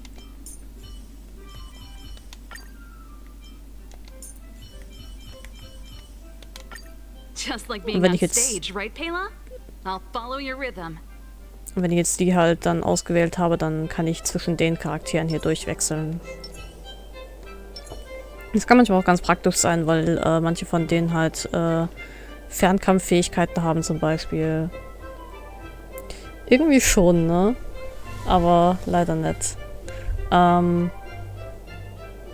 Ja, manche von denen haben zum Beispiel Fernkampffähigkeiten, die dann ja, ganz praktisch sind, wenn man was aus der Ferne halt angreifen will. Ich gehe mal wieder auf das andere Team. You have multiple lineups, you can use preset lineup to quickly locate the desired team.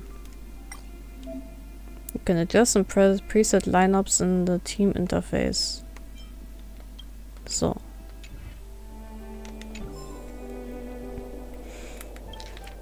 Florography manual attached to a bouquet. Each flower has its own unique story and language behind it, and different flowers are suitable for different recipients. Before sending flowers, you can refer to the following frequently used florography to cater to your specific needs. Okay, Freunde, here we go. The Marquise. Florography. Nobility, beauty, grace, completeness, affection, and great charm. Backstory. The Marquise is difficult to cultivate and rather expensive. In the past, there was a noble lady who squandered her family's fortune for this flower, and so came to its name. It is still loved by the upper class to this day. Recipients, high status, upper class individuals. First snowfall. Florography, pure innocence, beautiful memories, and harkening back to times of innocence. Backstory. It is said that long ago, the first plume of snow of each year was called first snow, and it brought good harvest and joy. To this day, most of the people of Belleborg don't know the real story behind first snow.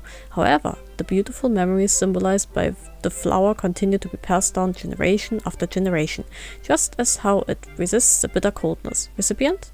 The elder and young children. Summer shade bamboo. Florography. Independence, strength, unafraid of hardship, and great perseverance. Backstory. It is not technically a flower, but is still of great ornamental value. It is said that once upon a time an artist used it as a musical instrument, and because of the sense of warmth invoked by its name, generations of great writers from Belleborg have also come to favor it. Recipients? Artists. People who like art. That's us. Bell Peony. Florography. Patience, the greatest of achievements, a moment of eternity, and undying love. Backstory. Ball Peony is a treasure among flowers. It blooms once a year for less than a month. When the flower blooms, its beauty is unparalleled, deserving enough of its high value. There is an unwritten tradition in Belleborg. If flowers propose in front of the flowering ball peonies, their love will be everlasting. Recipients? Lovers. Solar flower. Florography. Warmth, unity, optimism, and yearning for a bright future. Backstory. Even when it is in a dim environment, it will grow towards the direction of the sun. Said to be Lisa Rand's favorite flower, it has inspired countless people with its sunny traits and has always been considered a symbol of Belleborg's warmth. Recipients? Suitable for most people. The first choice for official and business occasions. Rainbow. Florography. Simple beauty and living in the moment. Backstory. It is said that before the eternal freeze, it was just an ordinary curbside flower. At present, it is still very common, but very few dislike its gorgeous colors. Recipients? Cheap and suitable for everyone. Hä? Moment. Ich will das nicht sein. Hello? Da, Enable Team. Hab ich da alles drin gesehen? glaube ja. Alles abgegrast.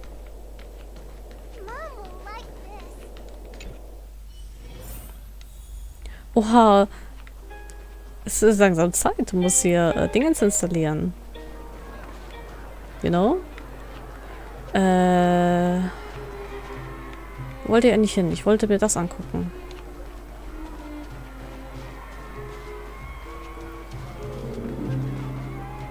Wow, look at the carved ice. It feels perfect for this city somehow. Oh, Moment. So. Whatever it's made of, it can't be ice. I guess you're right. It's actually pretty warm in the city. Hey, what's with all the children over there? Should we go and take a look?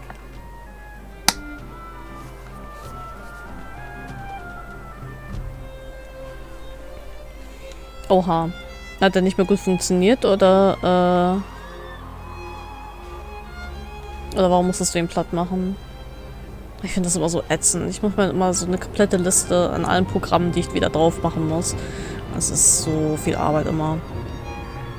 So let me introduce myself. I'm the intelligence officer for the Silvermane Guards and a temporary guide for the A Journey Through Belobog's History program. My name is Pelageya Sergeyevna. But you can call me Pela. Yes, Miss Pela. Irgendein Bug oder so, das ist immer noch da. Was ist das für ein Bug? Angeblich ein gefehltes Windows-Update. Welche Version von Windows hast du? And perhaps the grown-ups among us could refrain from acting like children. Upsi, die meint mich. Okay, guys. Take a look over here. This is Everwinter Monument. It was erected to commemorate the mighty architects. 11. The architects are followers of the Aeon Klapat. It was they that foresaw crisis, built up our walls, and established Belobog, preserving the spark of human civilization. Jetzt mach das mal. Even today, they are still tending to the city. Everwinter Monument is made up of two parts. A gear that symbolizes knowledge and industrial strength, and huge ice crystals that symbolize the eternal freeze. These two symbols are bound together, the gear restricting the ice. It represents the unyielding spirit of the architects in the face of nature's barbarity. Any questions? Oh, ich muss Pela. Ich. Darf ich es anfassen?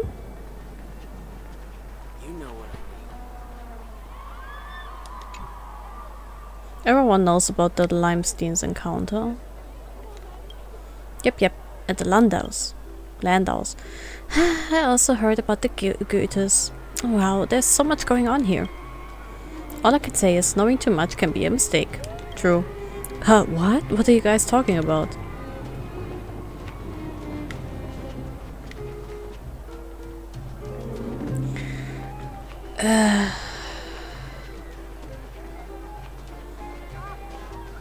Ich bin mir gerade nicht sicher, wenn PC platt macht, dann muss man ja eigentlich auch Windows neu installieren, ne? Das wäre jetzt sonst meine einzige Idee gewesen. Hey, didn't Japard say there'd be a show here? He said you can sometimes catch an outdoor performance. Sometimes being the operative word. Darn. I wanted to see one. Oh, I'd been wondering. You see that heater over there? Why do they keep it outdoors? This city is so weird. Normally you'd want a heater inside a building, right? Das ist halt mega ätzend.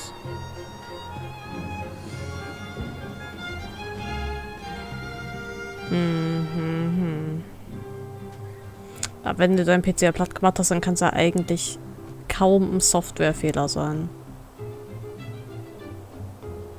Da könnte es vielleicht irgendwas von der CPU sein?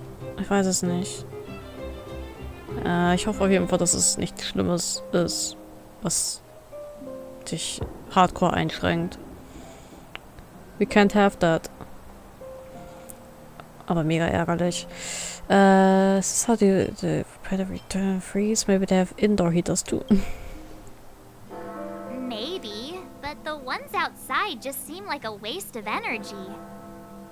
Oh, maybe this is how the architects repel the eternal freeze. Ich habe das extra gesagt, damit sie sich ein bisschen schlauer fühlen kann. Tiny heaters are no use against the Stellaron disaster. Da hat er allerdings recht. You guys sure have a lot to say about that broken heater. Oh, wow, she's cool. Ach, Mommy. Temporären Fixung von das Nava. Das ist echt ätzend.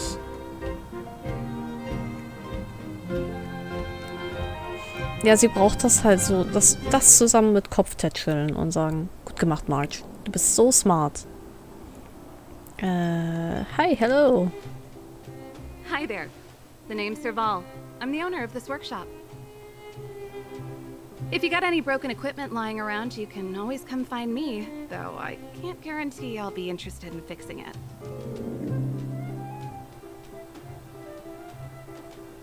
Oh, we're okay. I was just curious about the heater. Curious? About the heater? It's just a standard geomarrow radiator. You can find them anywhere in the administrative district. We only just got here. Everything's new to us. Standing broken machines outside the workshop is bad advertising. Huh? What's wrong with that? Everyone around here knows the way I work. Ah! I figured it out. I heard a loudmouth guard say that a group of outsiders had met with Cocolia. You must be them? Ja, das sind wir. What an honor. Where are my manners? We can talk about heaters all day if you like. Let's have a chat. Ja, bitte lass uns reden. Ach, sie ist so pretty. Aber erst nehme ich das hier. Message from the repairers. By now you should have received the Heating Maintenance Safety Operation Manual. Make sure you read that first. As well as you are all aware, my wife is about to give birth, so I will be heading home earlier today. I'll be gone for half a month, which means I won't be here for the big maintenance before the Soul Warm Festival. But relax, Belle will walk you through everything. Just don't forget what I taught you and you'll be fine. I know you pick up on things fast. However, the maintenance of heating pipes is the most important maintenance job in Bellerbog. I've made some notes here, in case you forgot. While you read this, open your safety operation manual and follow along. Remember to ask Belle if you have any questions. Wie soll ich irgendwas lesen und gleichzeitig irgendwas öffnen auf irgendeiner Seite? I won't go over the first and second points because there's nothing to say about getting the certificate and wearing protection. Those are too basic. For the third point, check the lighting for the heater maintenance area. You should pay special attention, especially to this emergency lighting. There was an accident in the past with my master where the furnace wasn't lit. No lighting is a recipe for accidents. The fourth point on changing the pipe's protective coating has one missing point at the top. Remember to always wear insulation gloves. The pipes are full of hot steam and there's no insulation around them. One touch and you will be scalded. I have taught you the ratio to mix the protective coating liquid and water, so be careful. It doesn't matter if you waste some coating liquid, just don't add too much water. The pipe's surface temperature is very high, so if you brush a very watery liquid onto it, the room will fill with water vapor. If something goes wrong, it can be fatal. As for how to apply the coating, you already know this. Brush it thinly and evenly, don't go back and forth. Ja, I'm sorry, ich lese unglaublich gern. Man ist nicht gezwungen, die Sachen zu finden und sowas, aber ich glaube, es könnte Achievements geben. The eighth point goes over the most important thing, maintenance of the steam turbine rotor. Halfway through the maintenance, be sure to check your maintenance cloths, electrical insulation and protective goggles. Also, when going back for maintenance, please remember to stop the boiler and generator. This is a delicate device and if it breaks, there's no replacing it for a while. Aber das ist eigentlich basically nur Padding. Also ich hoffe, das ist Padding, weil ich habe jetzt nicht gemerkt, wie die einzelnen Steps sind. Aber das ist wirklich einfach nur, ja, Storytelling.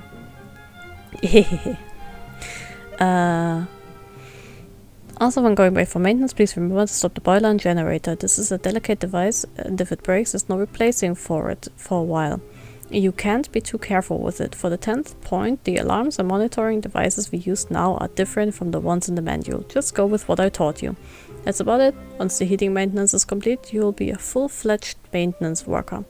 Come by during the Soul Warm Festival and I'll treat you to a special sun cake. It's more delicious than anything you'll find in the stores. Also, my wife's relatives are coming over, so try to dress up a bit. Cool. Ha, eine Mülltonne. The pretty postcard lies among the garbage. It says, stay your hand. Only the following persons are permitted to go through Bellabog's trash cans. Tatalov, Garbage King, and myself. It continues. And the 45 members of the cleaning squad. There's nothing written on the back. You are confused. Even trash cans are serious business in this city.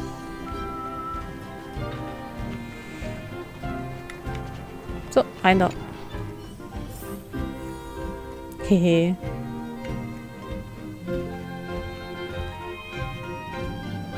The heater you saw is just a standard geomero radiator.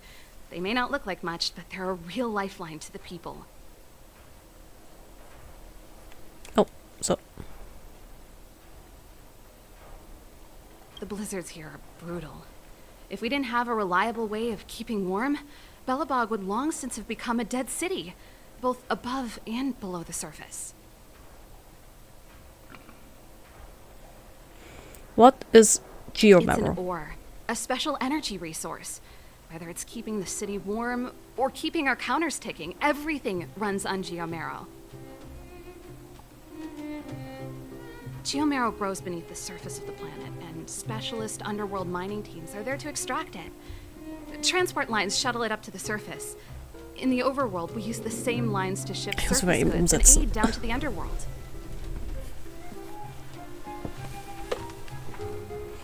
Above and beneath the surface? You didn't know? Belobog is structured like two big connected discs. The overworld is responsible for administration and trade, while the underworld is responsible for energy supply and resource extraction. However, due to an order that was given many years ago, nobody has moved between the overworld and the underworld in a long time. I shouldn't be talking about this. Pretend I never said anything.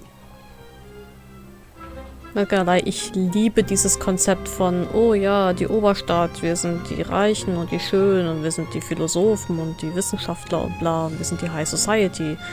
Ja, die unten, die im Unterteil der Stadt leben, ja, die machen die harte Arbeit, es ist eigentlich Metropolis.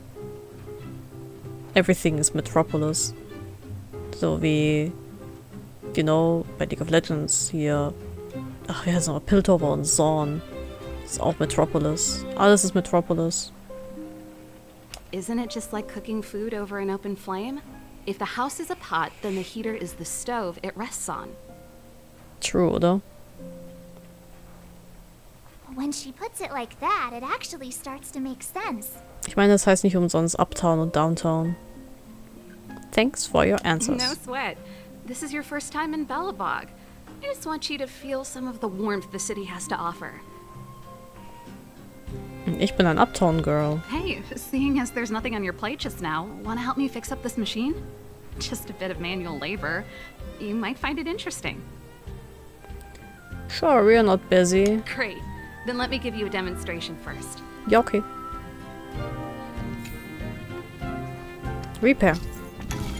Rotate the modules to adjust the circuit and direct the electrical current from the power supply to the endpoint. Repairs are complete when all endpoint circuits are connected to the current. The edges of fixed modules will appear red when selected. This is the source from which the electric current flows out. This is the end that can be unlocked after receiving another electrical current. Rotate the module and change the circuit to connect the electric current. Okay. Switch target. Da. Yippie. So that's how it works. Videorekorder. RS. An old VCR machine. You do not dare imagine what it might show you. Ich will sehen. Nice. Okay. You guys are pretty handy. You picked that up in no time. Want to be my assistants? Average pay, but I'm a good boss. Es wird Zeit. Installier das Spiel. Ich sollte mir wirklich von Honkai sponsern lassen.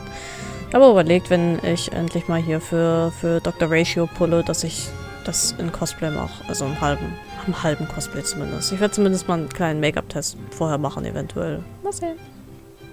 Wäre doch funny. Da werden sie mich anbetteln, für sie zu cosplayen. Und für sie zu zocken. Allow me to refuse. Sure, why not? Do you just say yes to everything? Ja. I was only kidding. Just a joke. Yep, exactly. Well, Ich habe zwar nicht so gutes Lighting hier, aber... Why not have a better look around? My workshop will always be open to you. And your wallets, of course. Thanks, Saval. Videorekorder. Was haben wir hier? Toolbox. A cabinet with many tools and machines. Was ist hier? Das ist Saval. Saval. Toolbox. There are a multitude of strange objects in this cabinet.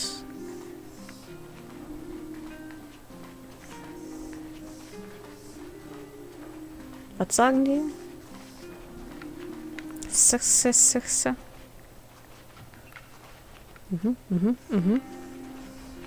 Toolbox. You cannot tell the function of the items inside the cabinet based on their silhouettes. Large gear. The gears are turning in a way that's violating the rules of tectonophysics.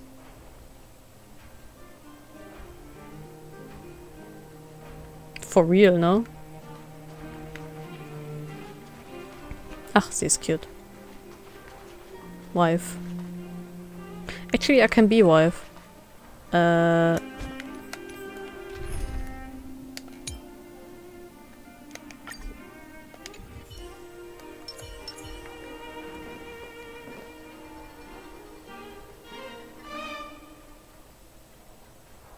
das ist awkward.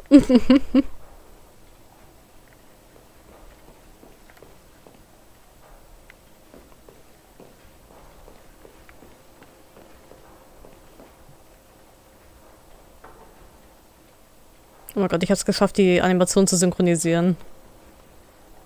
Oh Gott, stell dir mal vor, du kommst zu so einer Party und legit dein Twinsy kommt vorbei. Ach, ich glaube, das ist so etwas, was mich so richtig auf der Let Out Your Geek Party ankotzen würde. I don't know. So, du machst extra so einen, keine Ahnung, mega obskuren Charakter und irgendjemand cosplayt ihn auch. So, wonder what has changed. I mean, es würde mich nicht legit ankotzen, aber es wäre schon echt funny. Was gibt's denn hier Feines? Oh mein Gott, diese Stadt ist so groß. Das ist alles so verwirrend. Trashcan. 2 trash cans. One for recycling dry garbage, one for recycling wet garbage. Where would you throw pom-poms for? Dry garbage, wet garbage. I don't know. Garbage sorting knowledge comes flooding into your brain. You immerse yourself in the joys of sorting garbage. Weil Changing ist nichts minus hell yeah. Und dann Makeout Session. Looking at this phone booth, you feel like you could transform into a superhero. Cute. Bench. Bench Shapiro. The benches are ergonomic in design, but their placement doesn't take the environment into consideration. Real estate agent Lavon.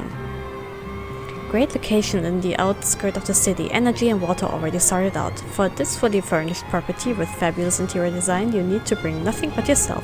High demand, limited supply. I'd want to take one for myself. Hey you there, what are you waiting for? I'm waiting for you to finish. Und es ist halt echt... Es gibt auch Menschen in Real Life mit Glatze. Also bitte. What else can be said? The price is unbeatable. I have friends in high places. You get my drift? My sources have told me that the price of this property will go up in the next 2 years. An increase of 30%, no 40, to be honest with you. I'm being conservative here. The actual number is at least this much. Don't look so scared. See what I mean here? I'm trying to keep it on the down low because...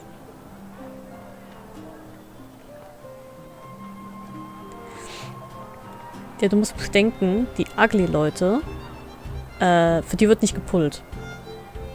Die Twinks und Wives, das sind die pullable Characters, ja. Das sind die Moneymakers, das sind die, die das Geld nach Hause bringen, ja. Aber NPCs dürfen auch alt sein. Die dürfen auch bärtig sein. Und die dürfen auch hässlich sein. Die dürfen vor allen Dingen Bösewichte sein. Trostpreis. Und dem Wapma. Trust me, I'm the best local property agent. There hasn't been a house that I couldn't sell. Ja, es läuft gerade entlang. I probably said enough. Anyway, think about my proposal. Don't make the decision that you will someday regret. Okay, I'm in a hurry. See you later. Smart people always seize the opportunities when they present themselves. I trust you are no exception. Komm zurück, Oma.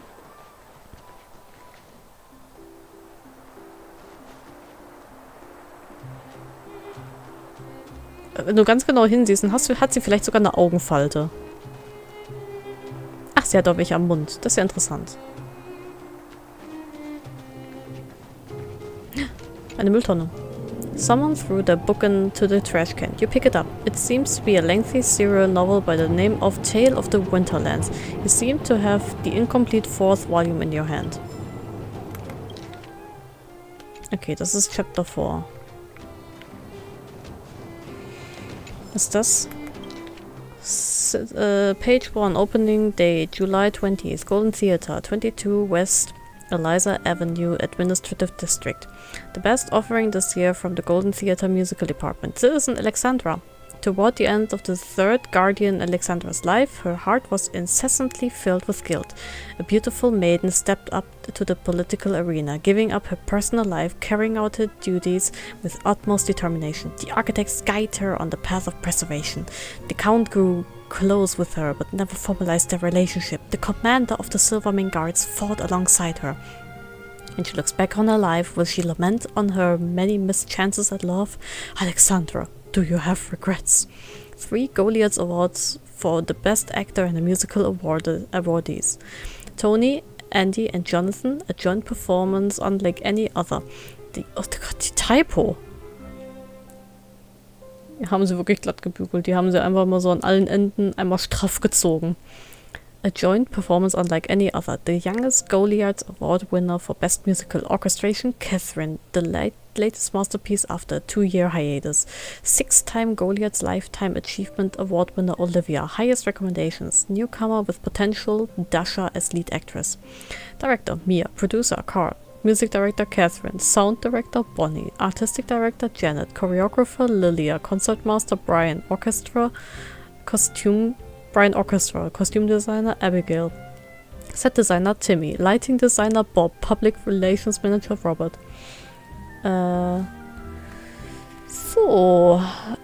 Moment. Da wird mal eben kurz jemand gebannt. Jo.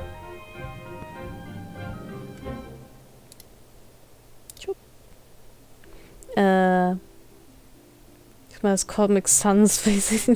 Ja, das ist irgendwie so all over the place. Ich finde es aber auch irgendwie süß, dass die alle nur so Vornamen haben, weißt du? Cast: Alexandra, Dasha, Count Collins, Tony, Bourne, the Architect, Andy, Silvermane Guard, Bruce ist Jonathan, Maid, Jelena, Isabella, Personal Moment. Ja, ich nehme an, weil es halt nicht so viele Leute auf Belleborg gibt oder in Belleborg, ist halt alle so, keine Ahnung. Alle nur Vornamen. Checklisting, sleeping song on the frozen nights, guiding wings, where the heart belongs, my stone heart, the faint light of life, after tomorrow will you remember me, Bellabog cries for her. Ach, schön. Benches are ergonomic in design, but Armor.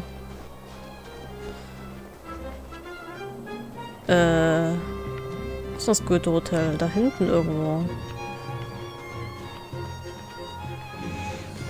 Ach, hier gibt's noch so viel zu sehen. The guard seems unhappy with your arrival. Apparently he didn't welcome your approach. For some reason, a sweet female voice pops into your head. How about we explore the area ahead of us later? The Silvermane guard is keeping watch on the road. They had to stand here all day. Must be bored to death, not to mention, that's really bad for your knees.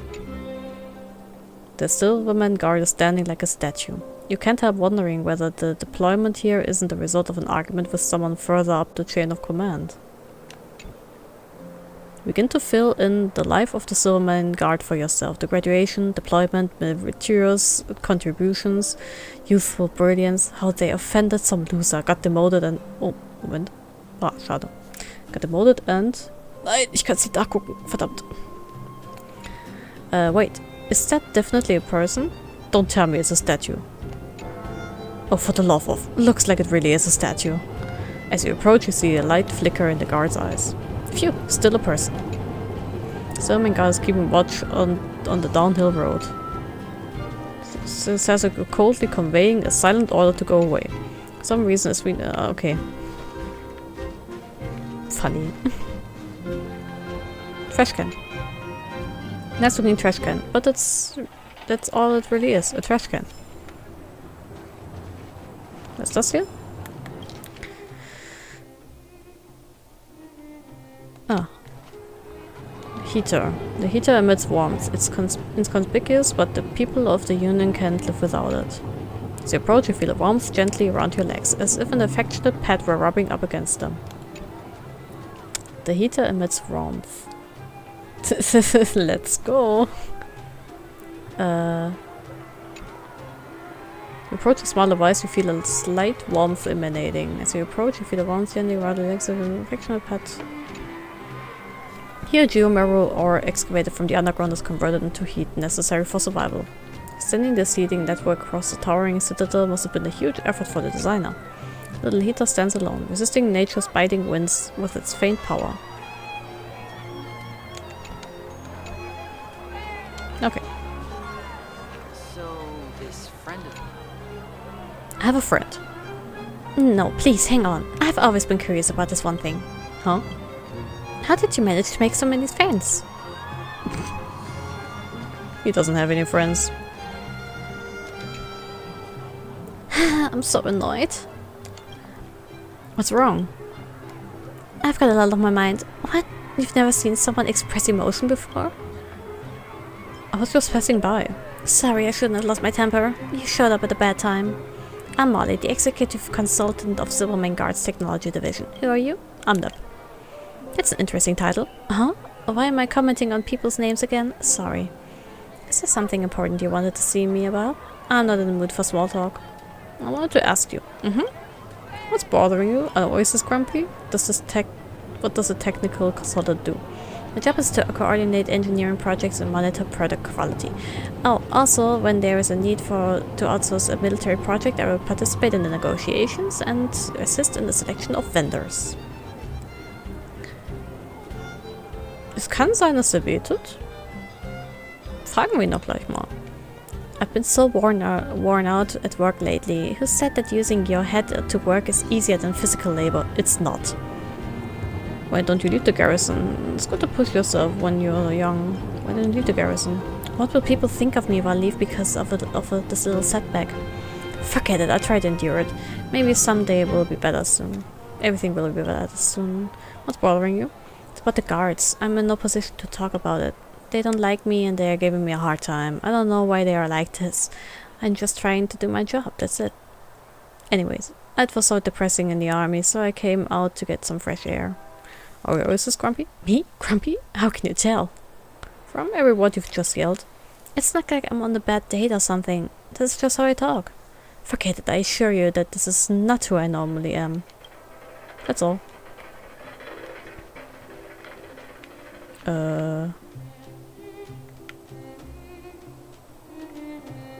Vielleicht ist das so eine Situation, weißt du, so, sie und er haben eine heimliche Liebschaft und jetzt bittet er seinen Vater darum, diese Frau heiraten zu dürfen, weil sie ist eigentlich ein Commoner und er ist High Society und der Vater versteht es eigentlich gar nicht.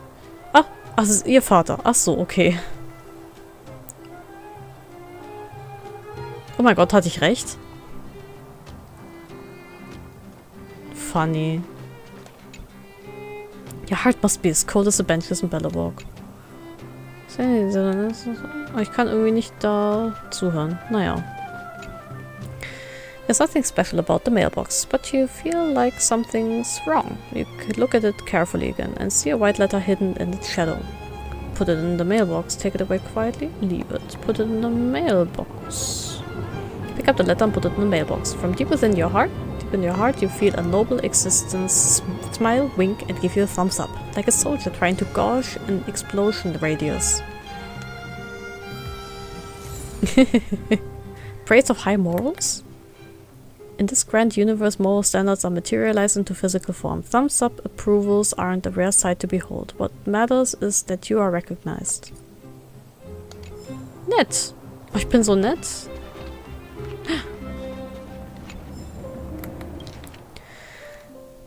Stellaron Petroleum Jelly. Stellaron Petroleum Jelly for extra protection. Stellaron Petroleum Jelly has always been your best partner when marching through the blizzard. Just one application can lock in moisture and even warmth, usable by anyone, anywhere. Halt for real, oder? Ha.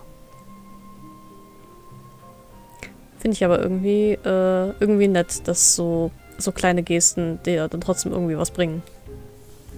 Stellaron Petroleum Jelly, Guardian of your skin moisture. Apply a thin layer of Stellaron Petroleum Jelly, wenn ich das noch einmal sagen muss, ne? To form a protective layer on your skin and lock in moisture. This jelly is made with non-irritants, making it usable by almost everyone. It also contains low levels of mineral oil scents, suitable for even those sensitive to alcohol and aromatic additives. Stellaron Petroleum Jelly, protector of your warmth.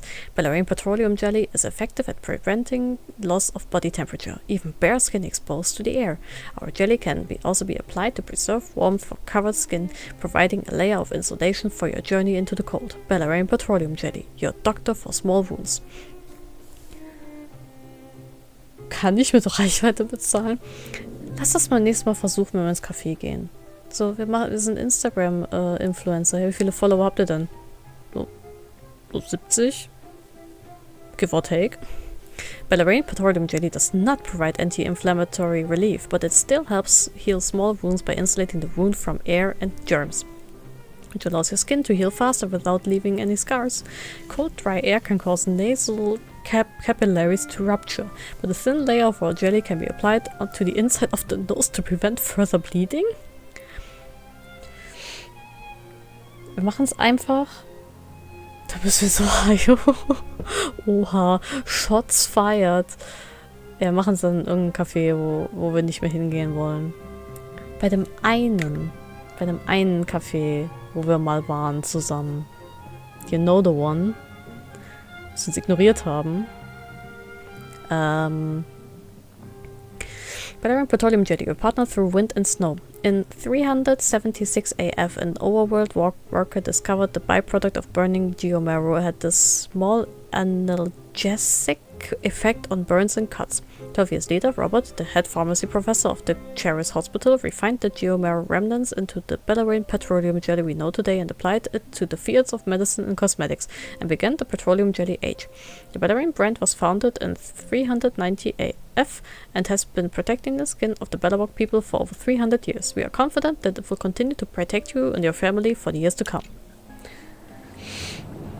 Immerhin. Ah, schön, dass du und Milo da eine gute Zeit habt. Vielleicht hassen sie einfach Butches. Ronald, storekeeper. Welcome to the grocers. What can I help you with? I want to buy something. Ah. Das ist doch spannend hier.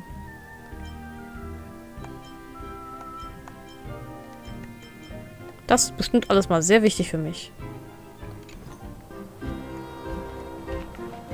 So, okay. Da ist noch ein Händler. Newspaper seller.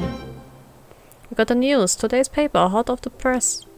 Ha, a new face. Interested in the newspaper? Let's have a chat. Sorry you caught me during work hours, but if you want to buy a newspaper... how's business? Business? Just enough to keep from starving.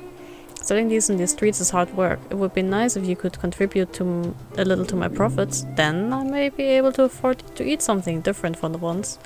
What do you think? You get the news, I get a good meal. It's a win-win. Good deal, right? Any big news lately?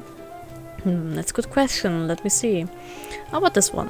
What did the man in black tell Mr. Bover, the minister that made him leave the party in a hurry? What happened? Hold on, check out this one. 6 out of 7 people fainted while eating hot pot. No harmful substances were found in the hot pot. How did this perfect crime happen? How? You want to know? Are you messing with me? Huh? No. I'll tell you the answer right away after you give me a few shields. Are you for real? Take it easy, take it easy. It's just how business works. I'm sure you understand. I'll leave you to your work. Breaking news! Read all about it! Yes, please.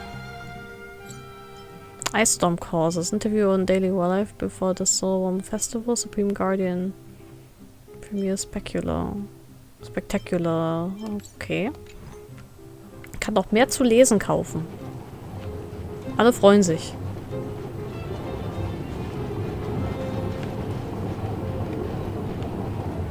Also diese Stadt ist so groß, ne? Ich glaube, von hier kam ich, oder? Oder? I don't know. Warte mal, es gibt doch eine Map. Hier. Nein. Hier. Nein. Keep at it. Oh.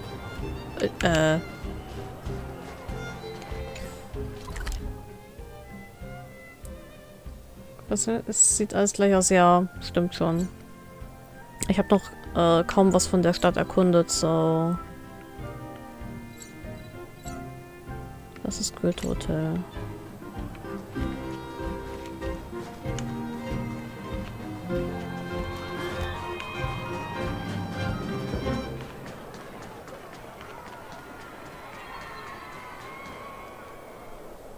That's the alley that Shepard mentioned. The one contaminated by the fragmentum, right? I can't believe how close it is to the city center. They hadn't identified it. I bet all the shops and hotels in the vicinity would have had to close down by now. Move back! This is your final warning. But my proof of property is inside. I don't have any... The fragmentum has already corroded this block. You can make a property retrieval request to the architects, but only Silvermane guards are permitted to enter here. I can't believe fragmentum corrosion has spread into the city. No wonder there are so many soldiers stationed there. This world really is in dire straits. Can soldiers really hold back the fragmentum? No. As long as the Stellaron is active, the corrosion will continue to spread. The soldiers can only periodically clear the fragmentum of monsters, but the monsters will continue to emerge and multiply. Please try to understand, sir. Backwater Pass has become very dangerous. We're just here for your safety. If I can't get my proof of property, it doesn't matter how safe I am. Out of my way! Let me pass!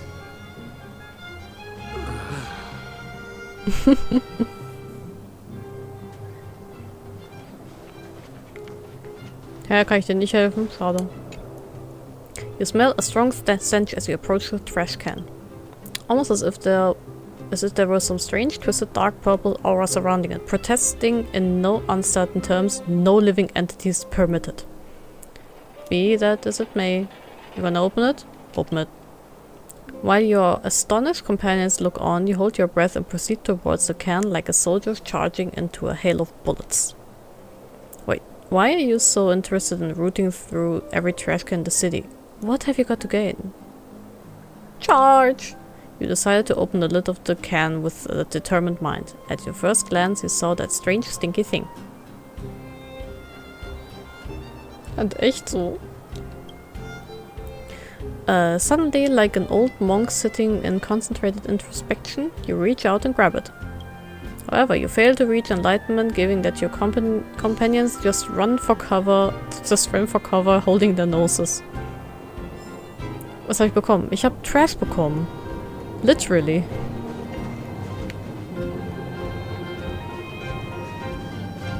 Ah, noch eine Trashcan. A pretty postcard is lying in the trash can. It reads, "Friend, you've crossed the line. This isn't something you should have touched. Signed, Garbage King." There is a coin glued to the back of the postcard. Seems like the king understands that you need to tip someone if you want them to pass on the message. Seems like you've got yourself a real competitor when it comes to rooting through trash cans. I mean, maybe. Wird bestimmt irgendeinen Planeten geben, der Trash als Währung hat. Why would he call himself Garbage King? Isn't he embarrassed? Ancient Coin. Ich krieg so viel Scheiß. Ist doch nett. Das habe ich mir schon reingezogen. Aha. 2 trash cans. One stands glamorously shining. The other lies unceremoniously rusting. You want to help it, but think better of it. Even trash cans have the dignity. Sanctity of the trash cans?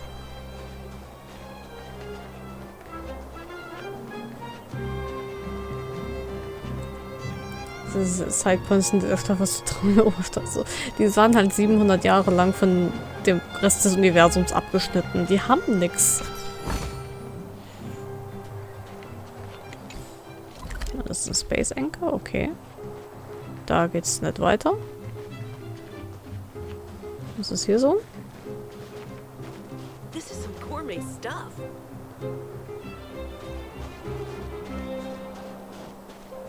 Ah, noch eine Kiste. Is that all? Sei nicht so gierig, Knapp. Oh. Ammo. What are you looking at? What's so special about the trash can? Nothing. It is plain and lacks character. Just like me. Aww. Ah, I am good for nothing. I'm destined to end up in a trash can. You're quite a poet. Thank you. That was indeed my occupation. I forgot to introduce myself. My name is Amo. I write things for a living. Sorry for blocking your way. Can I help you with anything? So you're a writer? I'm afraid I don't deserve the title. I produce less than mediocre writing in great quantity for others. Ghostwriter, as they say.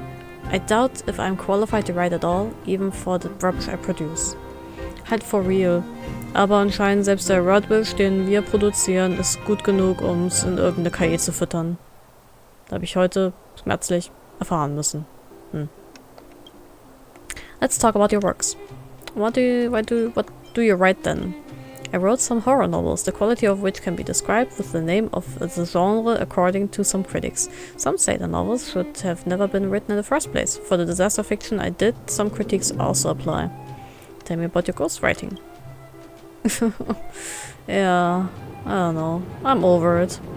Ich habe es tatsächlich geschafft, die Fanfiction zu locken. Also jetzt können nur noch registrierte Leute die lesen. Halt for real, du kriegst halt schon so kostenlose Sachen zur Verfügung gestellt for your viewing pleasure. Und dann denkst du so, ich will noch mehr. Have you heard the tale of the Winterlands, the fiction that was recently banned? The publisher was actually quite happy with the quality and wanted the author to make some edits on the originals so that they can publish it again. But they did not expect the author to simply vanish into thin air. The editors had to collect me instead, asking if I can help with the project. Ha! Tale of the Winterlands is just some cheap folklore compiled together. I can give you 100,000 to 200,000 words with ease. Piece of carrot cake to me. That was my response when I took the job. I know how hard it is to finally get something going. I was just trying to impress them, but ended up getting way ahead of myself. One of the editors had sent me a copy to let me get the feel of it. It wasn't until I started reading it that I realized the book was going to be a classic. I had to admit, I couldn't even remotely reproduce the author's creativity and style. The editor has made several attempts to contact me since then, but I managed to avoid her each time because I just couldn't deliver. How would you rate Tale of the Winterlands now? A masterpiece of a true genius. Maybe the language still has room for polishing, but the wild passion weaved into the plot is otherworldly. For 700 years, the people of Belobog have been trapped in the snow, their imagination taken away. This book reignited people's desire to look beyond the snow-covered lands.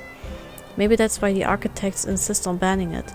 I heard that within the month of the book's publication, the number of people that ventured out into the snow and went missing had gone up exponentially. Oh Gott, das ist die Leiden des jungen Werthers all over again. Don't put so much pressure on yourself. Sorry, I've had a difficult time lately. Don't give up just yet. Pull yourself up by the bootstraps. Stop comparing yourself to others. Go with your instincts.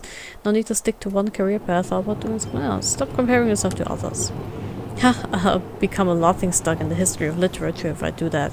Who's this Ammo? How dare he write this rubbish and claim to be writing Tale of the Winterlands? That's all for my questions. Trash can. A tracing paper envelope. Black with a silver lettering. If you found it next to a mailbox, you'd speculate that this flyer coupon was a love letter sent to the wrong address. But this is a trash can. It reads, "Today is Guardian Elisa's birthday. The recipient of this letter must forward to the 3 other people within a day, or bad luck will follow them for a whole year." I wonder what happened to the people who threw it away. Ha! Ich habe viele Sachen erhalten. Wirklich Drama. Jeder hat hier so seine eigenen kleinen Probleme, it seems.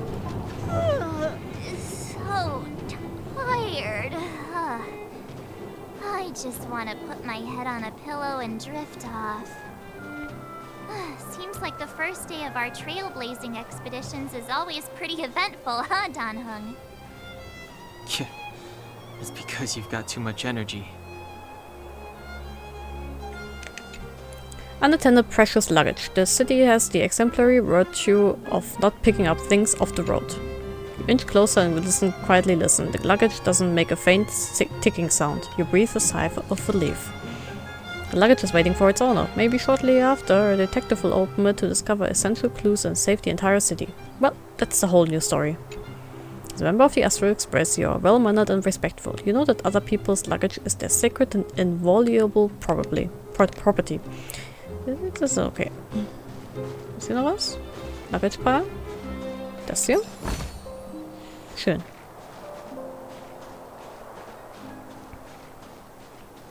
Ist noch was? Trashcan. A burning smell invades your nostrils as you approach the trashcan. This trashcan looks like it was set on fire. The entire trashcan is deformed, with a layer of dark, scorched, ash-like substance coating the bottom. In the light, you see particles floating softly, almost dancing.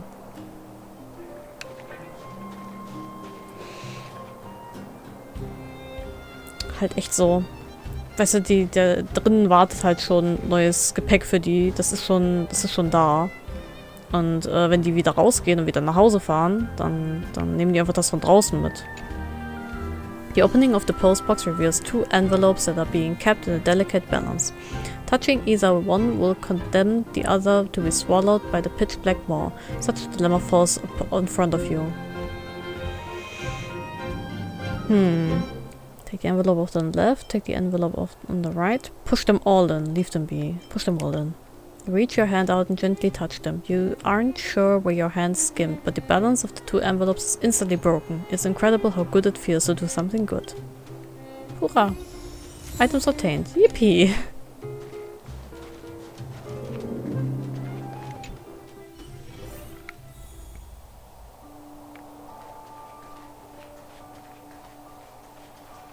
Wow, what a beautiful lobby! It's gonna be soft mattresses and cushiony pillows tonight. Wanna have a pillow fight later? Huh? I bet they're stuffed with goose feathers. Gibt's hier überhaupt Gänse? March. Earlier in Klipoth Fort. Stop, I know what you're gonna say. March, you said too much back there. March, you shouldn't reveal our goal to people we don't trust. Meanwhile, you guys were beating around the bush and speaking in riddles.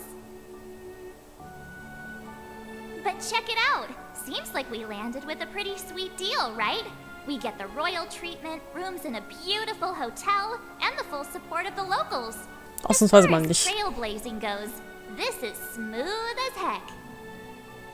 That's not what I was going to say.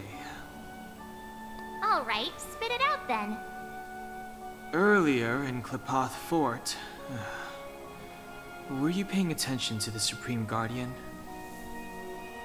Yeah, of course. This isn't my first expedition, you know. My powers of perception are sharper than the sharpest blade.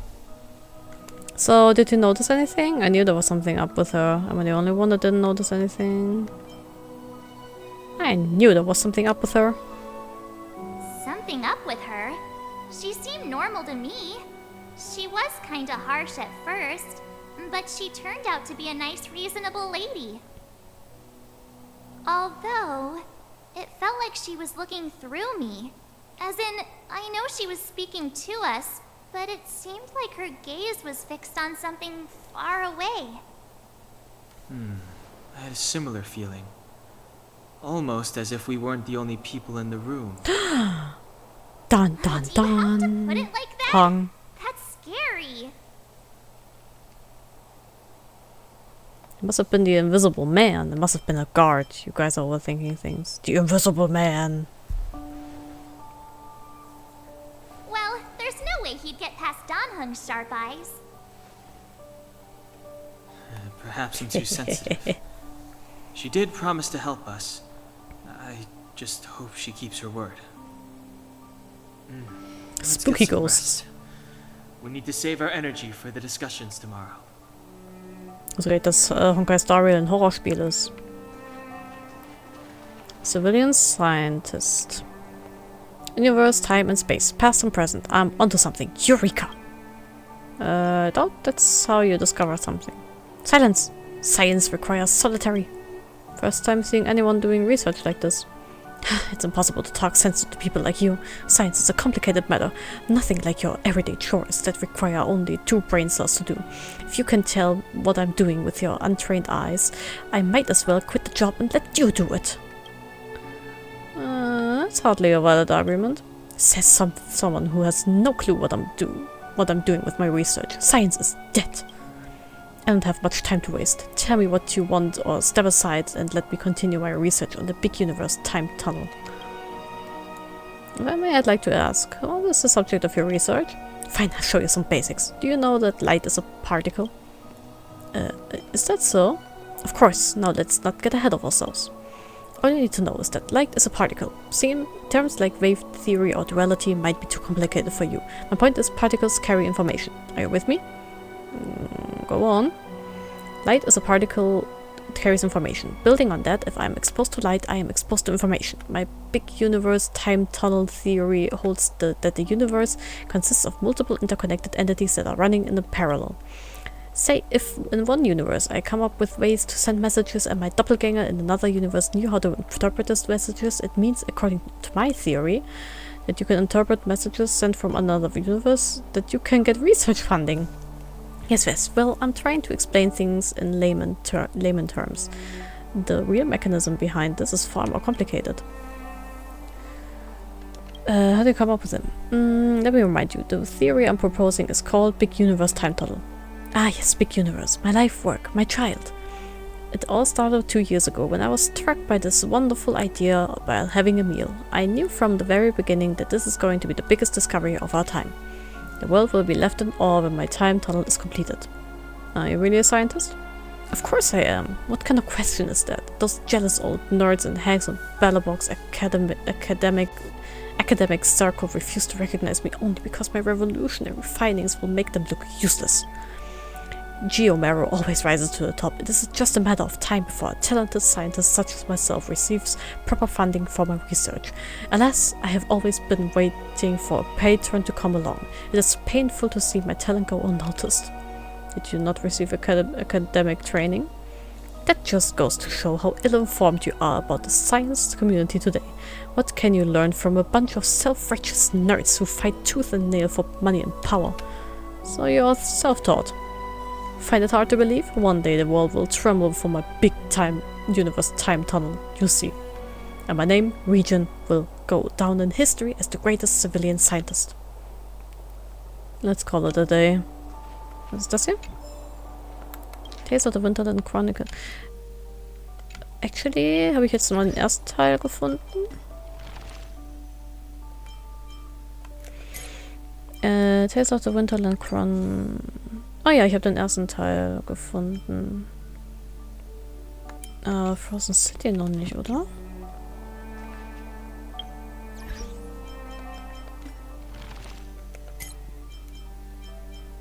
Pellebox Sausage.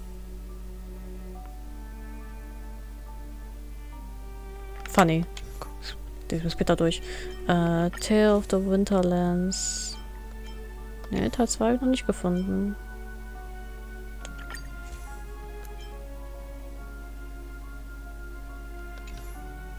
Ja, komm, andermal. I think another sausage platter. Young Master, Rossi. Have you read today's Crystal Daily? What kind of news is that? If the media keeps going on like this, Book will eventually be doomed. Ramblings of a Madman. Ja, he's a scientist. Are you talking to me? Es hat so ein bisschen was von diesem, oh, Wasser hat ein Gedächtnis. What does that have to do with me? We share a home. It's called Belleborg. How can you call yourself a citizen of Belleborg if you don't even care about the news in the city? Look at the front page of the Crystal Daily. The content of the newspaper puts out is just junk, tabloid level stuff. What's going on in their heads? Can you really put the stuff on the front page? I'm about to blow a gasket here.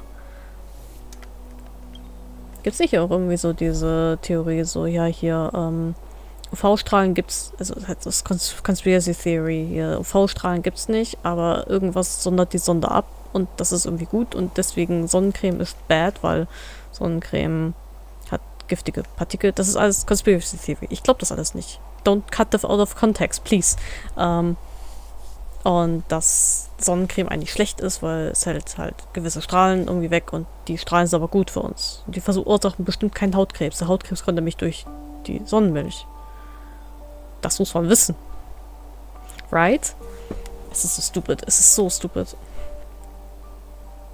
Oh Gott. Stell dir mal vor, du bist, keine Ahnung, bist irgendwie so 30 Grad in der Sonne draußen unterwegs, wo du irgendwo hin musst und plötzlich so, was riecht dir so nach gebratenem Hähnchen? Weil sie mit Olivenöl eingestrichen haben. You sure seem to have plenty of time on your hands. You don't have to make it sound too extreme.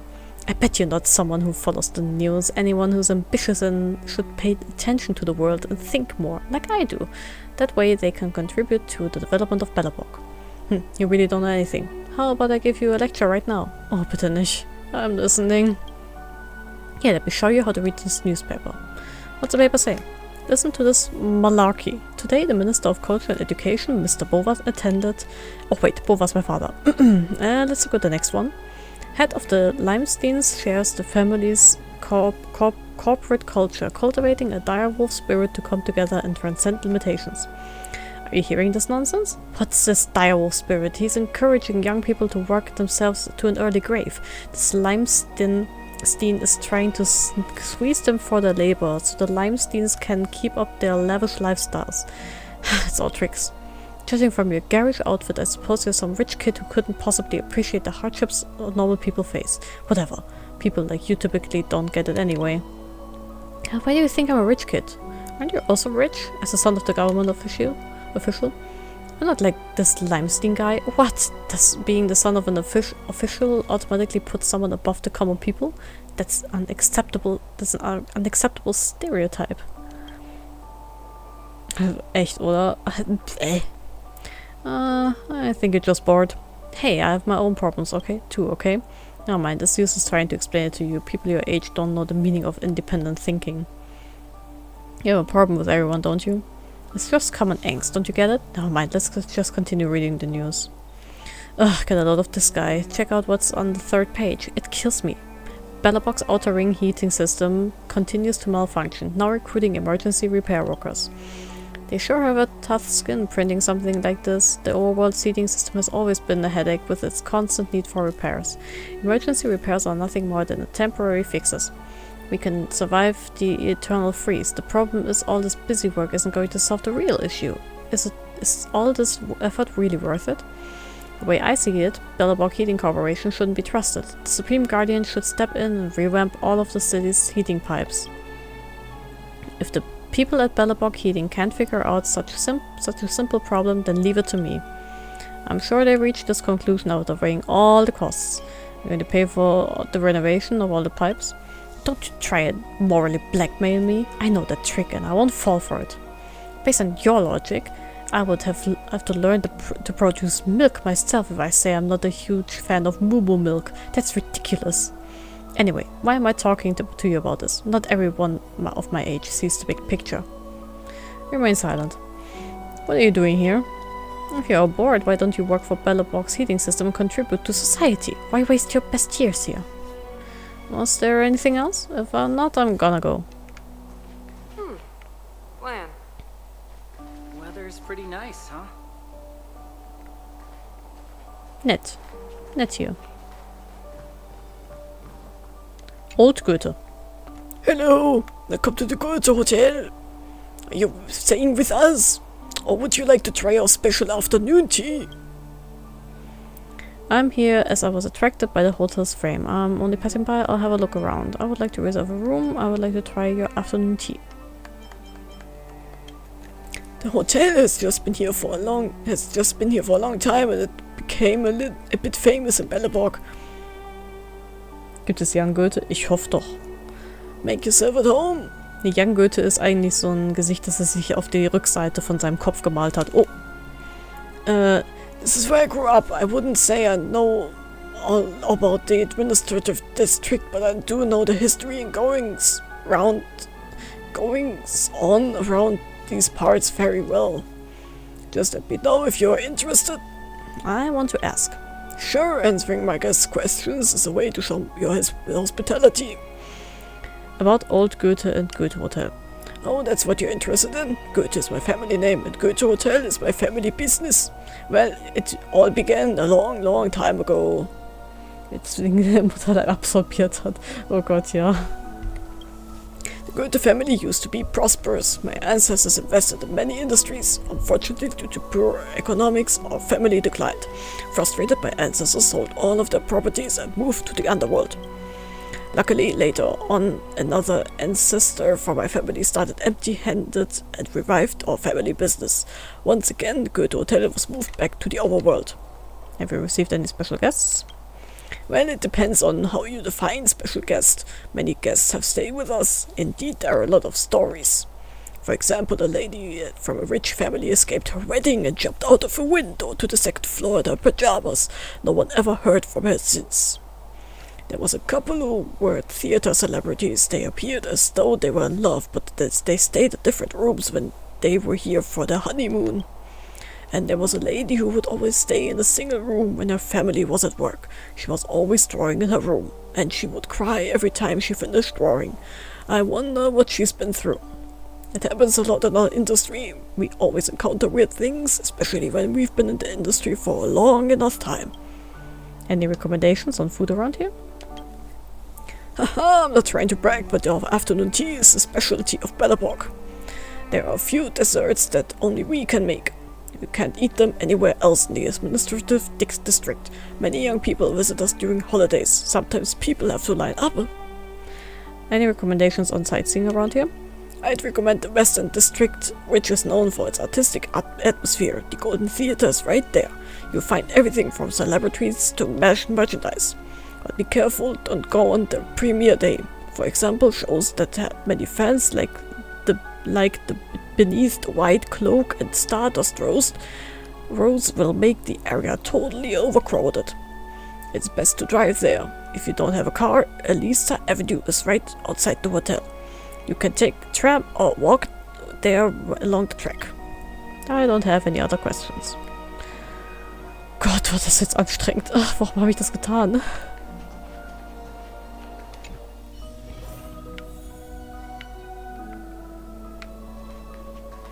Klopf, klopf. Ja. Part 1, February 28th, 699 AF. Do the people at the Intellectual Property Administration of Technology understand everything at all? Dankeschön. Can they hire someone competent for the patent reviews? I've applied for a patent for 16 times already. What a waste of time and energy. How will they reimburse me if someone registers if someone registers my invention first? Time is life. They're stealing my money, ruining my life. I thought the guy with glasses at the patent office would know a thing or two, but I was wrong. He questioned me to my face and said I knew nothing about science. What the heck does he know? I studied physics for 15 years and wrote time tunnel theory. Oh, it's that guy. Oh, it's that guy. A 100,000 word book. My invention is based on that theory. He hasn't even read my book and he has the nerve to doubt me? Childish, stupid, short-sighted. I've been working on this device for quite some time, but 2 months ago, when the museum opened an exhibit showcasing newly discovered old world relics, I was 100% sure that time travel might come true. There was a mysterious device called the 600 kilowatt diesel generator, which was exactly the same machine that appeared in my dreams. With that machine, my device would surely be able to warp time, deform it, cause massive breaks, and create time tunnels. The prophetic dream perfectly confirmed my theory. In my dream, there was a geomarrow resonance tunnel hidden in the underworld. When my time tunnel device is completed, I would definitely be able to achieve time travel here there. Rather than waiting for these fools to review my patent, why don't I raise money by myself to build the device? Right now, I only have the house to mortgage, but it belongs to my father. I don't know if he'll agree to the mortgage, but I'm a little reluctant to do so since we've lived there for many years. No, what am I saying? If I can create a time tunnel, I transform the era.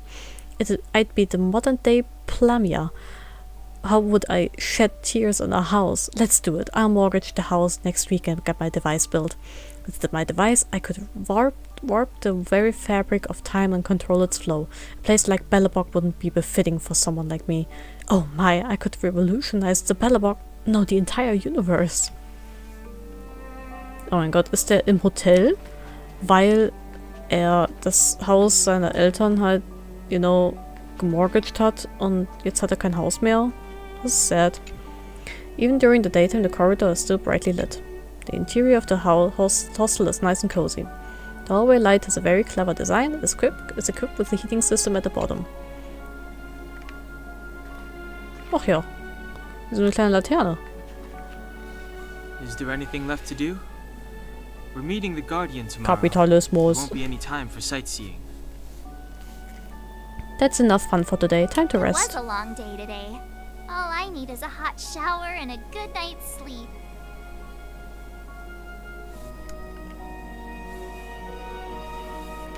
I've got a bad feeling. Well, don't talk about it then. Oha, okay. Let's get to bed early and save our energy. I sense the next few days could be tiring. Well, I'm off to my room then. Express lights off. Juhu, ich habe ein eigenes Zimmer. Collect. Good Hotel Tea Time Menu. Classic brunch combo. Buttered toast, poached eggs, pancake with syrup. Oh, ich kriege gerade voll Hunger. With seasonal fruit jam. Oh. A cup of tea of your choice. The sour bean soup originally in the combo is temporarily unavailable due to supply shortage and is replaced with any beverage from a selection of brews. Garden desserts, coffee, jelly, temporarily unavailable, butterfly berry tart, yogurt berry cup, souffle with jam, honey and oats mousse. For real, oder? Energy snacks, smoked frostwave salmon rolls. Oh, yes. Salmon cheese tart. Special sausage platter. Oh, ich will auch. Oh, ich habe meine Kalorien für heute voll. Das Leben ist so ungerecht. Aber Toast mit Spiegelei ist so... Afternoon brews. Moo hot milk. Crystal sparkling water. Heartwarming flower and fruit tea. Energetic boiled mushroom tea. Rye bread soda iceberg. Goethe classic handmade coffee. Temporarily unavailable. Also ich habe anscheinend ein Rezept gefunden. Gerade eben. Mal gucken. Due to the shortage in coffee, all menu items containing coffee. Oder meinst du jetzt IRL? So wie das, keine Ahnung, was gibt's denn für Kochbücher? Das World of Warcraft Kochbuch oder sowas. Oder das Harry Potter Kochbuch oder was weiß ich. We provide them again as soon as supplies return to normal. We deeply apologize for any inconvenience caused. Ich habe hier so ein Rezept gefunden. Mit Wurst. Bällebox Sausage.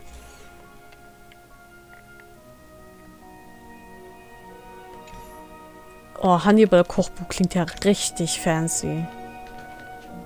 Oh, ich hätte Bock mal was nachzukochen. Aber ich habe nicht die Supplies dafür. Quick read. Part 1. Author Amy. Forward. Thank you, old Goethe from the Goethe Hotel, for providing the origin of the story. Your steaming hot tea had accompanied me through nights when inspiration ran dry. Yeah, I can imagine. For old Goethe, Tony and Carrie. I lit up all the fireplaces in the hotel, and the next day the entire city was covered in fog.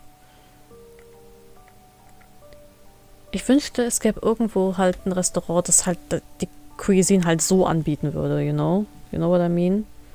So, dass man einfach da hingehen kann, so sagen kann, hello, ich hätte gern das Hannibal-Special. Und dann zerren die dich in die Küche und, ja, schneiden die besten Stücke raus. 1. Goethe left on a summer night. The stars glittered like water, but snow fell from the sky. He had told Leslie that he might still have unfulfilled wishes. She knew what it was, but she couldn't manage it. Oh mein Gott, wir müssen, ganz ehrlich, wir müssen nach Japan, 2 Wochen und wir fressen uns den ganzen Tag nur durch. Deal? Leslie remembered that the first time she saw Goethe was at the Goethe Hotel. Duh. The well-dressed gentleman looked at her with a smile, and she saw her own reflection clearly in the caramel depths of his eyes. However, she was disheveled from her escape and was not presentable. Leslie hurriedly shifted her eyes away from but the gentleman with the chiseled features did not despise her, instead offering her a cup of hot tea. Honkai habe ich gehört. Ich meine, ich habe jetzt schon 4 oder 5 Drops an dich gebracht, so... I'm trying. Beautiful lady, how can I be of assistance? That was the first sentence Goethe said to Leslie. 2. Goethe Hotel was indeed, as the rumors said, a shelter in this world full of strife. A kind older man with a bad leg had told Leslie as she escaped here from the mines. Goethe Hotel is the only shelter in the entire road, because the rules here are a lot more different from anywhere else. And it was indeed true. Everyone in the hotel knows that while Mr. Goethe appears kind, he was very famous when he was young. No matter who you are, everyone has to respect the boss and do not cause a fight in the hotel. Even though this was not a rule written out and displayed on the hotel walls, it was a hard rule obeyed by all in this border town for the past decade or so. Mr. Goethe is an honorable man. People in the know found it hard to stop praising the owner of the hotel. Mr. Goethe, the manager of this luxury hotel, always seemed very kind. Nobody knew where his funds came from, but everyone knew he actually charged very little with guests who are in need. For years he had silently sheltered the poor with nowhere to go. People like Leslie. Leslie was originally working at the place famous for its mining industry. There were mines everywhere and nobody knew just how many veins were still undiscovered. There were always rumors about someone discovering a vein and becoming rich overnight. Leslie had heard her work colleagues say that the owner of their mine was one such lucky soul. Thanks to the support of the various mines, the city also offered plenty of job opportunities. Leslie worked there for a few years and managed to save up some money. She sent the money home, only to receive a terrible news of her mother's death from illness a few days later. Leslie couldn't understand how her mother could suddenly become so ill. She was even more confused with how she was hunted down by the tough-looking thug when she was heading home. It was so strange. The home she grew up in, the home that sheltered her, the home that gave her so many memories. It was suddenly a forbidden place. Leslie had wanted to offer a bouquet of flowers loved by her mother at her grave, but now she couldn't even get home. The only thing that welcomed her home was the blizzard. The following pages seem to have been forcibly torn off. The remaining paper scraps contain some angry comments. Don't try to copy others' writing if you haven't got the talent. You're writing all sorts of pitiful stuff. You think anyone's gonna read it? Aw. Das ist das von Amo. Amo. Okay. Oh, ein Schrank. Oops. Without a doubt, what's in front of you is a closet. It is, based on all the signals coming in from your sensory organs, a perfect closet. Design, capacity, tactility, build quality, and scent. No matter how you look at it, you can't possibly think of a better closet. Wait a minute. Scent? How's the scent a measurement of how good a closet is? Doesn't matter. It smells good. And it's not an odor of typical sandalwood or any other natural materials. Rather, it is a miraculously cleansing scent that is completely artificial, a marvel of chemical engineering. It is so alluring that all you want is to get into the closet and let your whole body soak in its scent. This is super sad einfach. Whatever, I'm going in. Here I come, closet. Yes, you are about to go in.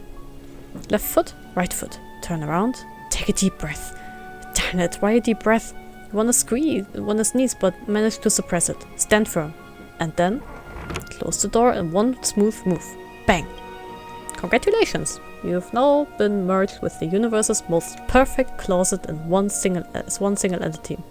But honestly, your mood is far from reaching the state of excitement. Perhaps you need more time to comprehend the subtle wonder in all this. This place might seem a little too dark for you. Guess you will eventually get used to it then, right? Dark Night gifted me a set of dark eyes. Ah, that's the spirit. Give it more time. Adapt to this dark environment. Trust yourself. Just wait a little longer. Something more interesting than this pitch darkness will occur. It's guaranteed to be the real deal. Wait, did you hear that? The sound is closing in. Click, click. It's just someone walking in the corridor. Is the real deal is coming? That's exactly right. Just think about it. Now take a guess. Whose footsteps are those?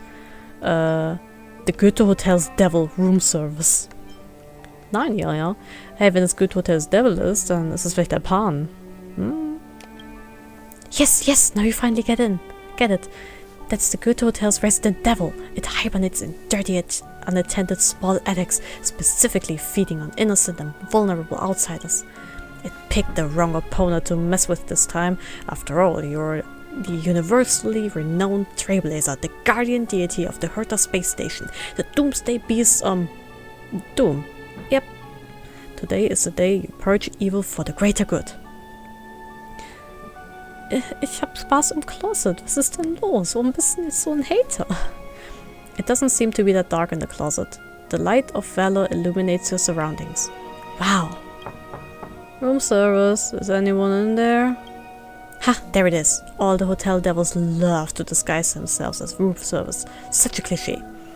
You won't be easily fooled by it. Your mind is stronger than those city walls built by Klipoth. You are prepared. I'm gonna come in now, okay? Now, devil, meet your judgment. Bang! The closet's door slams open. Die, you hotel devil!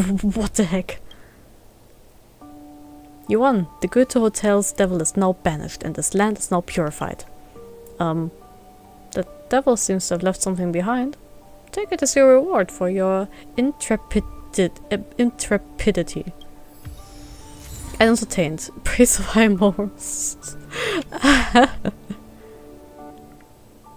Nice. Okay.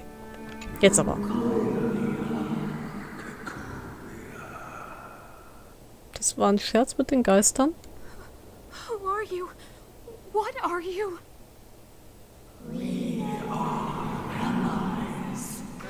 Allies of the guardians of generations. What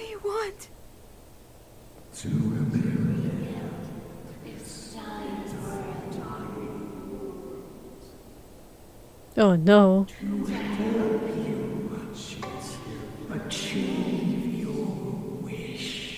Ich wünschte. Ha. Komischer Traum. Hey, did you hear that? There's a group of Silvermane guards at the entrance. And I don't think they're here to say hi. If this is our escort, it's less friendly than I was expecting. You guys are assuming a lot. All I can hear is their helmets. You can't always be friendly on the job, you know. Maybe they're not here to escort us. I guess we'll have to find out. Let's go and meet them. We won't know until we're down there. Hey, Commander Branya is waiting for you all down below. Hurry up and go see her. And no tricks. Danke, schönen guten Morgen. Ist auch schön, dich hier zu sehen. In a lot of trouble? Wir haben nichts gemacht. Wir haben nichts gemacht.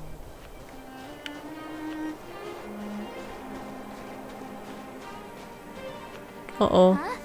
It's you. You were there at the fort. I am Branya Rand, acting commander of the Silvermane Guards. In the name of the Amber Lord and the Highest, and under order of Supreme Guardian Kokolia Rand, I hereby arrest the suspected infiltrators under the charge of plotting to incite rebellion. Bitte was? Also was? As agent of the Supreme Guardian, I herewith temporarily strip you of your freedom of action and speech. When you are tried by the adjudication panel, you will be given the opportunity to defend yourselves against the accusations. Ma'am? Resistance will prove futile. You must come with me. Ich will aber nicht. Wait a minute. This isn't what we agreed. She said we were going to be escorted to discuss an urgent matter. This is an orchestrated betrayal, obviously. Obviously, ja. Looks like we've been downgraded to accomplices. Again. It seems like it's every third planet this happens. Ja, die wollen mich gerade That's festnehmen. because you always act without thinking. You never have a plan. Hey, I'm improving. I'm coming up with a plan right now. And got one. Down the alley. The one that's been sealed off. It's possible. Die wollen mich loswerden, weil ich denen unbequem bin. Huh? Really? I just wanted to say something. It's now or never. You sound pretty convincing. You should probably go with them. It's now or never. Three of a kind. Huh? I guess we also... Huh? Shh! It's an old Astral Express escape signal. Do you play cards? Hey, what are you whispering? Let's get going. Ace! Lauft!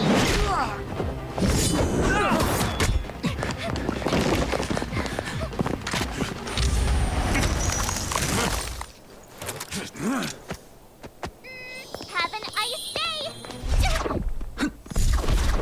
Oh mein Gott. Das hat sie nicht gerade wirklich gesagt, oder?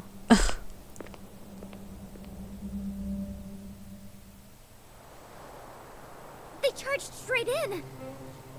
Escaping into a fragmentum. I don't know if they're overconfident or just eager for death. It would seem that Mother's judgment was correct. Should we report them as missing or deceased? Wie wär's mit beidem? The Supreme Guardian's order was to arrest them. We cannot abandon our pursuit just because they fled into a sealed-off area. I must ascertain their fate with my own eyes. Yes, ma'am. Eradicate all threats to Belobog's security. That is what I must do.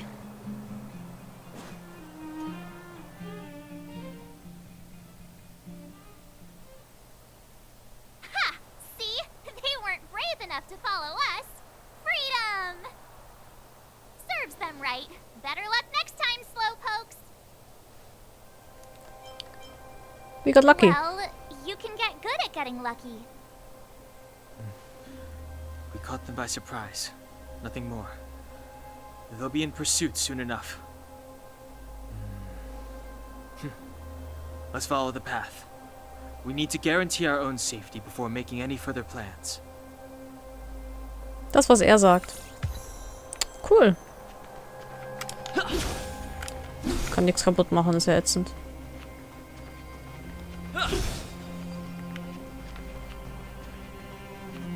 Locked gate. Gate's locked. Control panel must be somewhere. Okay. So, what happened back there? Why did the Supreme Guardian send people to arrest us? Because they're assholes. Imagine launching a surprise attack when your enemy is fast asleep. The cheek! That woman had a troubling aura. Our instincts were correct.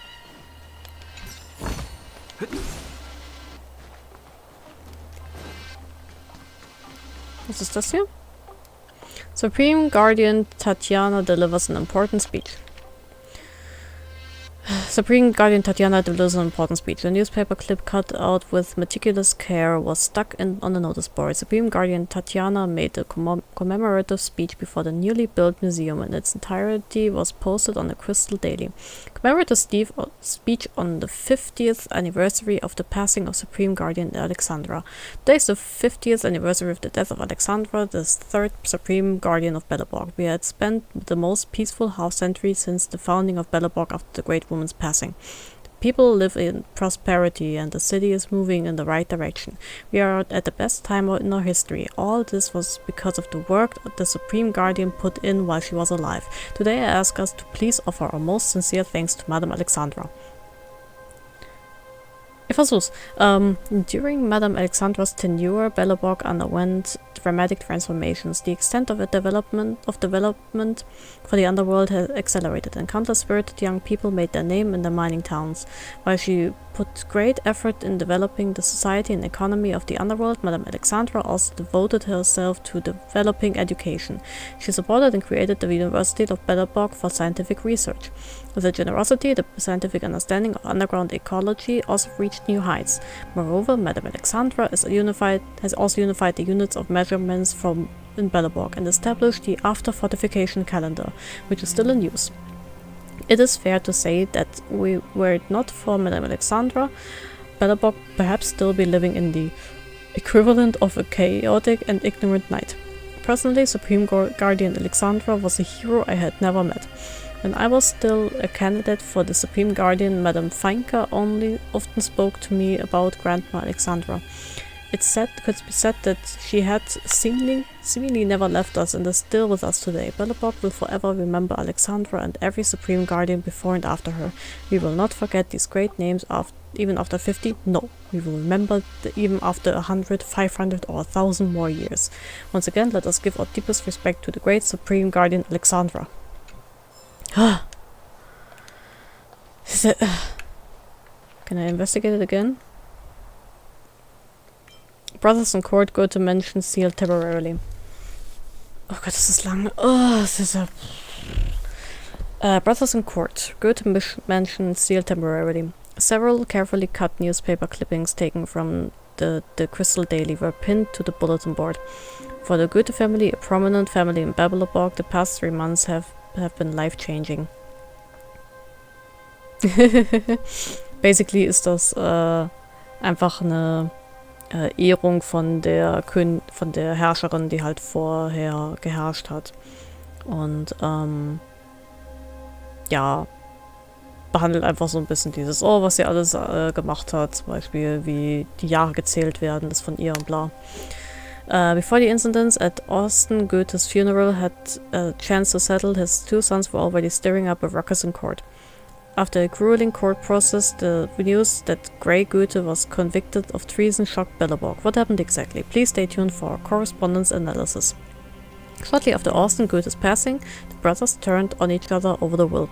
The Goethe family has the reputable name even before Belobog founding, earning the trust and favor of the second Supreme Guardian, Svetlana the Iron Fist. The Goethe family played an important role in unifying the powers in Belobog. With the recent passing of Austin Goethe, the core member of the family Belleborg elites, all attended his grand funeral. However, Austin Goethe's will had not equally distributed of his wealth between the sons, causing great disputes. And Will, the elder son Wyatt, was entitled to 65% of wealth, while the younger son Gray only received 20%. The rest of Austin's wealth was merged into a family trust and will be managed by a third party, periodically issuing allowances to his grandchildren. Gray protested strongly against this distribution, and the relationship between the brothers completely broke down over the 2 months of court hearings. Gray was extremely agitated when he was being interviewed and said, "My father wouldn't have left such an absurd will. We are both his sons, so why are we treated differently? Someone must have tampered with the will. This will, I won't accept this will." Compared to Gray's rage, Wyatt seemed to be quite calm. He believes that the will is legally sound and undisputed. Gray never came to visit even when Dad was ill, but came every single day asking about the money and the moment Dad passed. I am very disappointed in him. Dispute over the will ended with the court ruling in Wyatt's favor. Gray vanishes and commits treason after losing the lawsuit. Wyatt sells family property to pay for fines. Just as everyone thought the drama was coming to an end with Gray's loss, the city was shocked when Supreme Guardian Tatiana declared Gray Goethe had committed grave treason and heavily fined the family. The Crystal Daily had immediately contacted the spokesperson of Clipporth Ford and Goethe family. We still have not received a reply from either party at the time of writing. Reliable sources state that Gray Goethe had already left the administrative district and gone missing. The details of Gray's treason have not been announced publicly. However, the Supreme Guardian was firm with the accusation, and Wyatt Goethe, Gray's brother, did not protest. He had, however, received an official response from the Clipporth Ford spokesperson on the recent rumor that Gray and his family had escaped into the snow plains. No such incident had occurred. Extreme prosperity forebodes the beginning of the decline. That is the teaching of the Goethe family. We are well aware of its meaning, but no one thought it would come so soon and so sudden. Wyatt's gaze dulled as he talked about the future of the Goethe family. I have been forced to sell off the family mansion and fire nearly half the maids. I hope to use the remaining funds to start my own business and re-establish my family's good name to compensate for the crimes of my younger brother. Hallo, also. Ich habe das Gefühl, das System ist irgendwie abusable. I don't know. So. Mach das. Hab einen guten Toast und hab einen noch besseren Schlaf. Guten Appetit. Danke, dass du dabei warst. Es hat sehr viel Spaß gemacht. Ich mache auch nicht mehr so lange. Dire Sightings. Supreme Guardian enforces curfew. Thank you for staying here. Have a good night. Direwolf sightings, Supreme Guardian enforces curfew. Several carefully cut newspaper clippings taken from the Crystal Daily were pinned to the bulletin board. On June 19th, 144 AF, the Belleborg Supreme Guardian Tatiana signed the Curfew Regulation Provision 101. A curfew shall be in place from 6 p.m. to 6 a.m. and is immediately effective. During the curfew, all residents are not to leave their homes, except Silvermane guards and essential workers with permission from the Executive Office. Curfew Regulation Provision 101 is permanently in effect until further announcement. Supreme Guardian Tatiana explained the reasons behind this curfew afterwards to the Crystal Daily. As there are very few signs of life outside of Belleborg, the Silvermane guards have not kept a strict watch over Belleborg's exits. Recently, a number of citizens have reported sightings of direwolves in Belleborg territory. It would seem the warm environment of Belleborg has attracted and encouraged the cold-weathering beasts to migrate to this area. These sightings have the full attention of the Silvermane guards, and roughly 1,100 Silvermane guards will be dispatched through the entire city to make sure there are no risks involving direwolves. We will also use this as an opportunity to increase our management over the city traffic and prevent any dangerous creatures from entering in the future. Tatiana emphasized once again that all personnel other than the Silvermane guards on security duty are not allowed outside their homes every day from 6 p.m. to 6 a.m. Activities that conceal, feed, or withhold information regarding direwolves are strictly prohibited. Anyone who violates these restrictions will be severely punished. Das ist ja ein ganz schönes Weilchen her, dass sie diese Curfew angefangen haben. Endlich mal wieder ein bisschen Action hier. It's too late to repent. So. The time is now. Scared yet? I told ya I could fight. Let's make it quick. Yeah!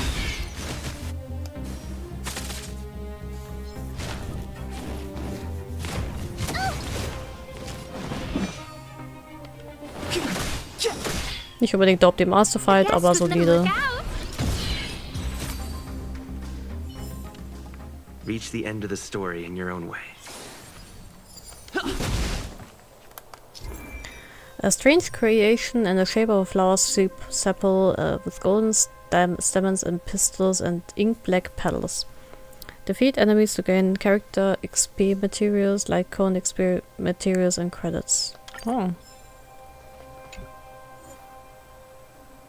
Ah. Okay. Das ist noch so ein Ding.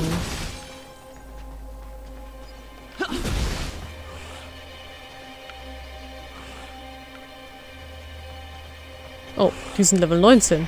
Upsi.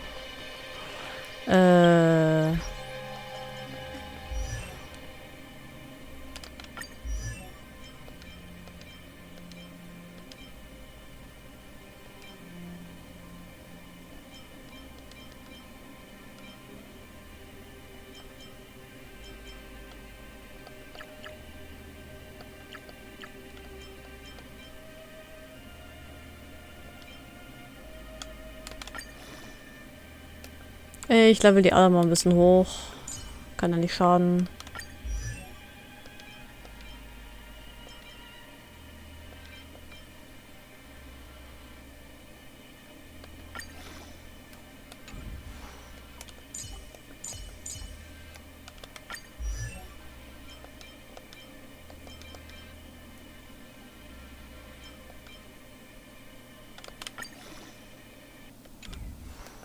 Leider nicht so viel Materialien, um Leute hochzuleveln, aber...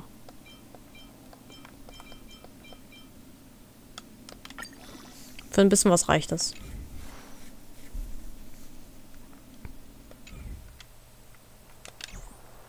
Vielleicht kann ich es ja jetzt versuchen.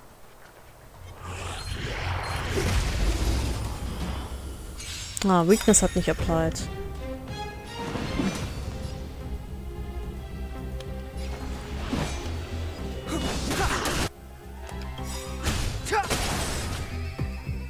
The truth of life and death, revealed in an instant. This sanctuary is but a vision.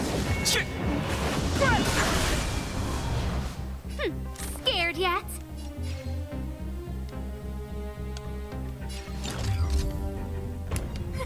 A gift from the stars.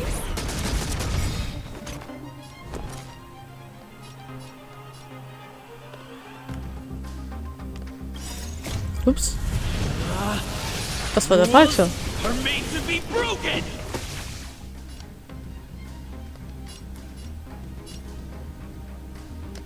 You've outstayed your welcome. B. Everything is ordained by the stars. Oh, profound secrets of the stars. Give these trailblazers your blessing. Ich habe jetzt leider Sailors Ult verschwendet, aber naja. Naja, nicht so schlimm. Let's make it quick. How about this?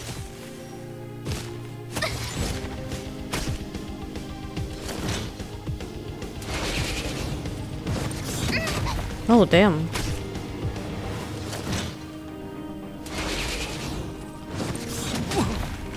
Oh, die machen echt viel Schaden. Clemency?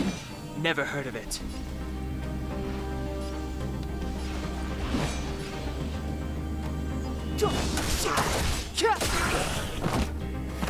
A guest with no manners, huh?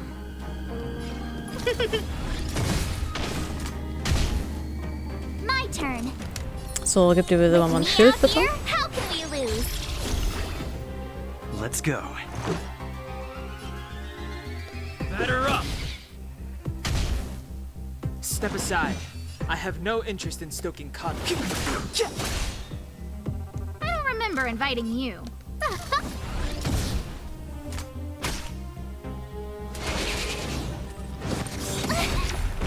Try that again. Sehr schön. Watch this.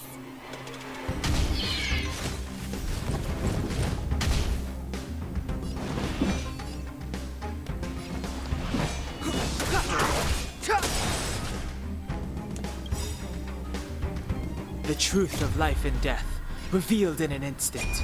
This sanctuary is but a vision. Scared yet? Gotta try hard sometimes. Check out this awesome move. Ich mag es, dass man so ein bisschen das Gefühl kriegt, dass die Kämpfe sehr stark auf Dunhang und March 7th ausgerichtet sind. Who's the lucky one today?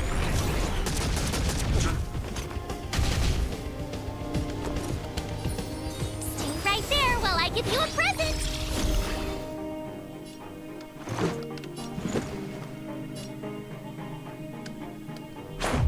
Ja!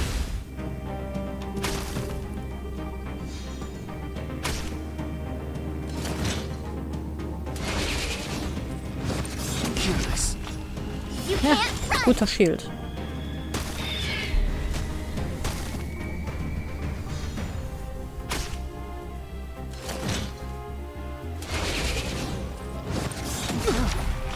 Try that again.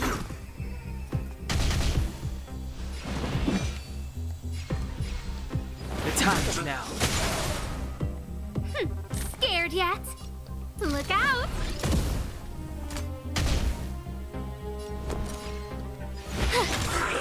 So, der ist down. Let's make it quick.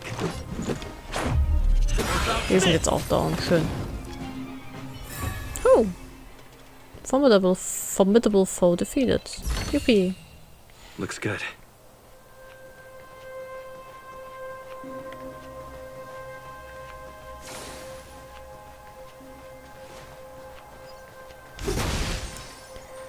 So, aber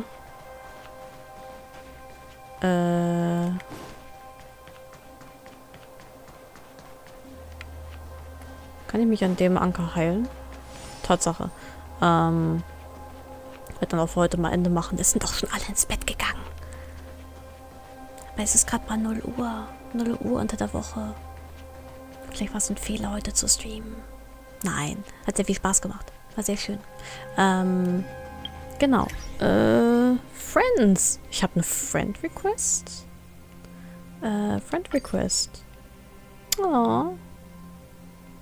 Was steht da? My parents lost 50-50.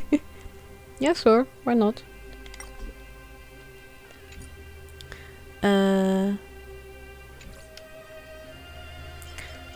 Genau. Missions.